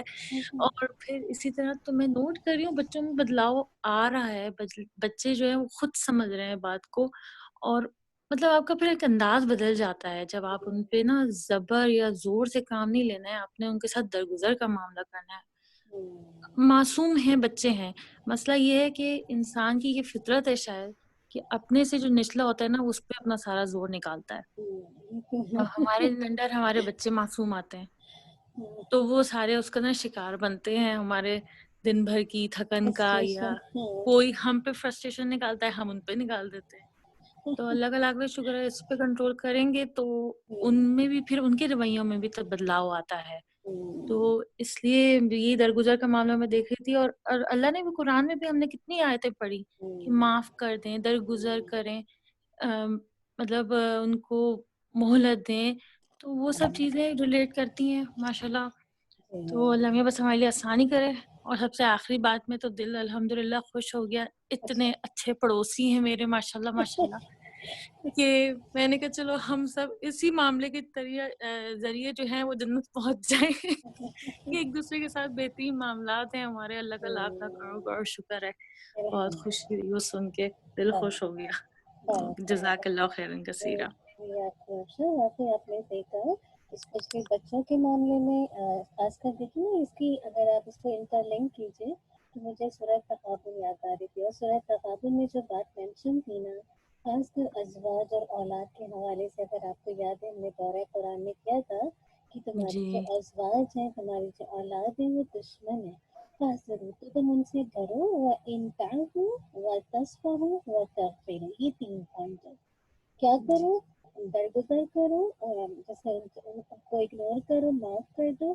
اور ان کو جیسے کہا لائک تغفر مغفرت سے نا، تو پھر اللہ تعالیٰ بھی غفور رحیم ہے. تو یہ 3 جو کی پوائنٹ ہے نا، یعنی آپ سوچیے نا کہ اس کے بغیر چل ہی نہیں سکتی ریلیشن شپ، جو خاص کر ازواج کے ساتھ جو قریبی رشتے ہیں نا، جو گھر میں آپ کے ساتھ رہتے ہیں. اس کے لیے 3 کی پوائنٹ ہیں. اگر جب تک ان کو نہیں رکھا جائے گا آپ آگے جا ہی نہیں سکتے. تو بس اللہ تعالیٰ ہمیں واقعی ایسے رشتوں میں، جیسے آپ نے کہا نا، درگزر کرنے والا، معاف کرنے والا، اور بس مٹانے والا بنائے کہ بار بار اگر آپ ان کی اذیتوں کو یاد کریں گے تو بس زخم کی طرح، ناسور کی طرح آپ کی روح پر لگے گا، اور آپ پھر ان کی ہر چیز کو نیگیٹو سوچیں گے. بس ان کو معاف کریں، بھولیں، آگے بڑھیں اور بس اپنا کام کریں انشاءاللہ. اللہ تعالیٰ آسان کرے. بارک اللہ فیک. جی سسٹر سلمہ پلیز آپ نیچے.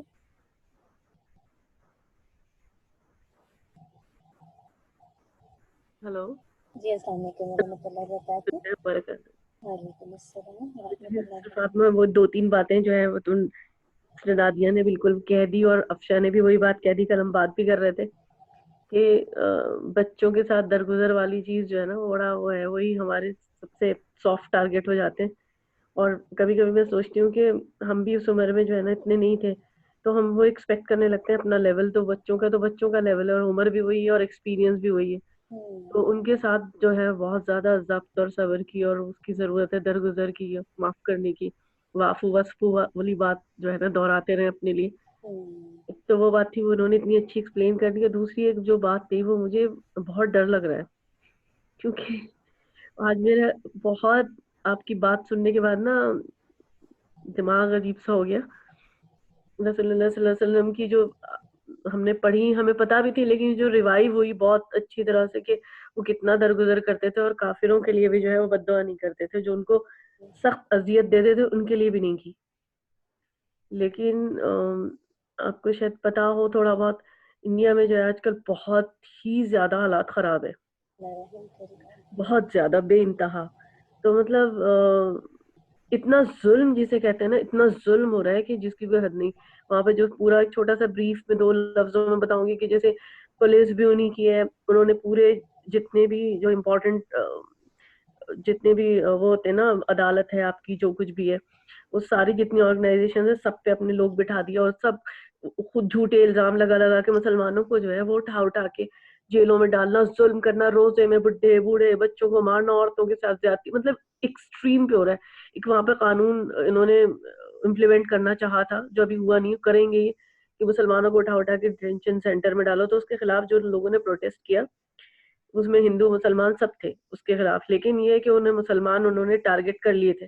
اب یہ اس کووڈ کی آڑ میں جو لاک ڈاؤن کیا ہے مسلمانوں کو اٹھا کے، اور وہ بہت ہی زیادہ ظلم اور زیادتی. تو میں بہت دل دکھا ہوا. تو میرے ساتھ کیا ہوتا تھا کہ میں جب یہ دیکھ رہی تھی کر رہی تھی، اور بہت ہی کچھ لوگوں کو میں بہت قریبی جانتی ہوں، کچھ لوگ ایسے ہیں جو کہ واقعی اتنے وہ تھے، ان کے ساتھ اتنا ظلم ایکسٹریم پہ ظلم ہو رہا ہے. میں بتا نہیں سکتی آپ کو کس طرح سے دکھاتے ہی نہیں ہے لوگ، سب میڈیا خریدی ہوئی. تو میں نا پچھلے دنوں بد دعائیں دے رہی تھی، اور میں نا رمضان نماز کے اندر بھی مجھے اتنا رونا آتا تھا، اور میں لٹرلی کہتی تھی اللہ نے غارت کر دے، جتنی قوموں کو ہلاک کیا ہے نا تو انہوں نے اتنا ظلم کیا، ان کو ویسے ہی ہلاک کر دے. یہ کیا سمجھ رہے ہیں کہ یہ خدا بن گئے ناؤذ باللہ. مطلب ان کی باڈی لینگویج، ان کی جو میں دیکھتی نہیں ہوں، کبھی مجھے دیکھنا آ جاتا ہے تو میرا دل پھٹ جاتا ہے، میں دیکھا نہیں جاتا. تو مجھے نا دل سے بد دعائیں نکلتی تھی، میں کوسنے دیتی تھی کہ اللہ ان کو غارت کر دے. یہ ہاتھ جو بے گناہوں کو تڑپا کے بڈھے روزے دار کو، اس کی لوگ بھیک مانگ رہے ہیں کہ ان کو گھونٹ پانی پینے دو، ان کا روزہ ہے، اور مار رہے ہیں اور اتنی بدتمیزیاں کر رہے ہیں. پریگننٹ عورت کو مار رہے ہیں، منہ پہ تھپڑ، مطلب کیا نہیں کر رہے. تو میں بڑی بد دعائیں دے رہی تھی. تو اب مجھے ایسا لگ رہا ہے کہ میں نے تو شاید بہت غلط کیا، مجھ سے معاف کر کے ان کی ہدایت کی دعا ہو ہی نہیں رہی تھی. پہلے میں دیتی تھی کہ اللہ پاک انہیں بھی ہدایت دے دے شاید، لیکن ابھی تو میں اتنا انہیں لٹرلی دل سے جو ہے نا بہت ان کے لیے بہت گندی والی دعائیں کر رہی تھی کہ اللہ انہیں ہلاک کر دے، ان کو احساس دلا دے جن ہاتھوں سے مارا ہے کہ یہ اللہ تیری طاقت ہے نا کہ ان کا بھی کوئی ہے، ان کا رب ہے، ان کا ڈیفینڈ کرنے والا ان کا رب ہے، ان کو بچانے والا بھی کوئی ہے، کوئی طاقت ہے جو ان کی بھی ہے. تو میں بہت بد دعائیں دے رہی تھی کیونکہ مجھے آج بہت ڈر لگنے لگا کہ میں تو بس بد دعائیں دے رہی تھی، لیکن وہ تو منع ہے، مجھے مجھ سے رہا ہی نہیں جاتا. میں کہتی ہوں اللہ ان کو کچھ تو سبق سکھائے اللہ تعالیٰ اپنی. تو میں کیا کروں مجھے سمجھ نہیں آ رہا. سسٹر سلمہ بارک اللہ. اپنی الحمد للہ اپنی فیلنگ کو شیئر کیا. اللہ تعالیٰ ہم سب کی خطاؤں سے پرہیز کرے. دیکھیے جب تک علم نہیں ہوتا نا تو جاہلیت میں کوئی بھی چیز ہوتی ہے تو انسان اللہ تعالیٰ، اور آپ کی جیسے غلط نہیں تھی بتوا ایک سینس میں غلط نہیں تھی کہ وہ غلط کام کر رہے تھے. دیکھیے اتنا ظلم جو کسی انسان پر ہو تو اتنا تو ظلم کا بدلہ لیا جا سکتا ہے. اور انسان بہت زیادہ ظلم سسٹر فاطمہ، اتنا ظلم کہ پتہ نہیں اب کیا ہوگا. جی وہی بس رمضان بس کی میں تو یہی کہتی رہتی ہوں اللہ تو کافی ہو جا، اب تو اپنی جی مدد بھیج دے، اللہ تو یہ اپنی ہاں مدد بھیج دے۔ یہ ہمارے اچھی اعمال ہی خراب ہیں، لیکن ہمارے، میں یہ دعا کرتی ہوں کہ اللہ باقی تیرے نام لینے والے تو ہے نا، یہ ان کے اعمال خراب ہیں ہمارے مسلمانوں کے، ہمارے اپنے، ہم سب کے، لیکن ہے تو ہم تیرے بندے نا، تیرے نام لینے والے، تو انہیں ہدایت دے دے، صحیح دین کی ہدایت دے دے، مگر ان کو بچا لے ان شیطان شر والوں سے۔ انشاءاللہ اللہ تعالیٰ آپ کی دعاؤں کو قبول کرے کہ جو بھی آپ نے جیسے لیکن فاطمہ میں تو بدعائیں دے رہی تھی۔ جی مگر اب آج دیکھیے جو ہوا نا وہ ہو گیا، تو پھر اس کی بات وہی ہے کہ اب ہم آگے موو آن ہو جاتے ہیں، اس میں بس آپ نے جو کہہ دیا، اور آپ نے ایک طرح سے وہ بین الاقوامی سطح پر ایک طرح سے یہ بات ہے نا، کوئی انڈیویجول پرسنل بیسس پہ تو بات نہیں کہ میں اس چیز میں آپ اتنے لوگ آپ کے اپنے پیارے انوالو ہو رہے ہیں ایسے موقع پر، جبکہ وہ غلط بھی نہیں ہے، اور اس انداز سے لوگوں پر ظلم کرنا، مسلمانوں کو نشانہ بنانا، تو ایسے موقع پر انسان ہے نا، کیونکہ اللہ تعالیٰ نے مومن کو ایک دوسرے مومن پر جیسے سیسا پلائی ہوئی دیوار کی طرح ہے نا، اگر آپ ان کی تکلیف کو تڑپیں گے نہیں تو پھر وہی بات ہے کہ درد کیسے محسوس ہوتا ہے نا، یعنی جسم میں مومن کی مثال تو وہی ہے نا کہ کسی جسم کے کسی ایک حصے میں درد ہے تو پورا جسم اس کی تکلیف کو محسوس کرتا ہے نا، تو آپ کو تکلیف لگی، آپ کو اس وقت یہی سمجھ آیا کیونکہ یہ کافر ہے، لہٰذا مشرک ہے، لہٰذا ان کے لیے بددعا کی، لیکن آج آپ نے اللہ کے نبی صلی اللہ علیہ وسلم کا عمل دیکھ لیا کہ وہ کیسے رحمت للعالمین تھے نا، تو اسلام جو پہلا ہے نا وہ درگزر کرنے سے، معاف کرنے سے، آپ ایسے موقع پر ان کی ہدایت کے لیے دعا کریں اور اپنے پیاروں کے لیے دعا کریں، جیسے آپ نے کہا نا اللہ ان کے لیے کافی ہو جائے، بس یہ دعا کیجیے کہ اللہ ان کے لیے مدد کے لیے کافی ہو جائے نا۔ جی بے شک، یہ تو میں ہر وقت کرتی ہوں۔ جی بس اللہ تعالیٰ سے وہ مت کی مطلب وہ دوستی رکھی، آپ نے جو کری دعا بچوں کے انشاءاللہ، کیونکہ ایک نارمل فیلنگ آتی ہے، اور اپنے پیاروں کو جب انسان اس انداز سے دیکھتا ہے تو کہیں دیتا ہے، لیکن اللہ تعالیٰ کو پتہ ہے کہ آپ کس انداز سے کہہ رہی ہیں نا، کہ بیسیکلی جو اتنا ظلم بوڑھوں پر، پریگننٹ وومن پہ، اللہ تعالیٰ سب کے لیے خیر کا معاملہ کرے۔ جی جیسے فاطمہ ہم تو مطلب وہاں پر کبھی ہم بد دعا کسی نان مسلم کو دیتے ہی نہیں کبھی، لیکن یہ جو ظلم اور زیادتی اور اس طرح سے جو بے جا مطلب اتنی حد ہو گئی ہے تو اس لیے نکلتی تھی، ورنہ میں نے کبھی کسی کو بد دعا نہیں دی، کبھی نہیں، لیکن ابھی دی، بہت دی۔ اللہ تعالیٰ بس ہم سب سے درگزر کرے، جہاں بھی مسلمان جن پریشانیوں میں، اللہ تعالیٰ غیب سے ان ہاں کی پریشانی دور امت کے مسلمان جہاں پر بھی، اللہ ان کے لیے کافی ہو جائے، اللہ ہمیں کرے، ہدایت دے۔ اللہ تعالیٰ کافی ہو جائے، حسبنا اللہ و نعم الوکیل و نعم المولا و نعم النصیر۔ جزاک اللہ خیر کثیرا سسٹر سلمیٰ، بارک اللہ جزاک فیک، اللہ خیر۔ انشاءاللہ اپنے سیشن کو یہیں پہ کمپلیٹ کریں گے، جزاک اللہ آپ آپ سب کا لوگ بھی، آنے سب لوگ کی۔ دعاؤں میں سب کو یاد رکھیں، جہاں پر بھی مسلمانوں پہ دنیا میں کہیں پر بھی ظلم ہو رہا ہے، اللہ تعالیٰ ان کے لیے کافی ہو جائے، پروردگار۔ آمین آمین، اللہ تعالیٰ ہم سب کے لیے اللہ تعالیٰ کی ذات کافی ہو جائے، مسلمانوں کو اپنی رحمت میں لے لے، اور آمین۔ اللہ تعالیٰ ہدایت سے نواز دے، اور سب اللہ کے بندے بن جائیں، آمین۔ وآخر دعوانا الحمد للہ رب العالمین، سبحانک اللہم و بحمدک، نشہد ان لا الہ الا انت، نستغفرک و نتوب الیک، سبحان ربک رب العزت عما یصفون، والسلام علی المرسلین، والحمد للہ رب العالمین۔ جزاک اللہ خیر، بارک اللہ فیک، جزاک اللہ۔ السلام علیکم ورحمۃ اللہ وبرکاتہ۔ وعلیکم السلام۔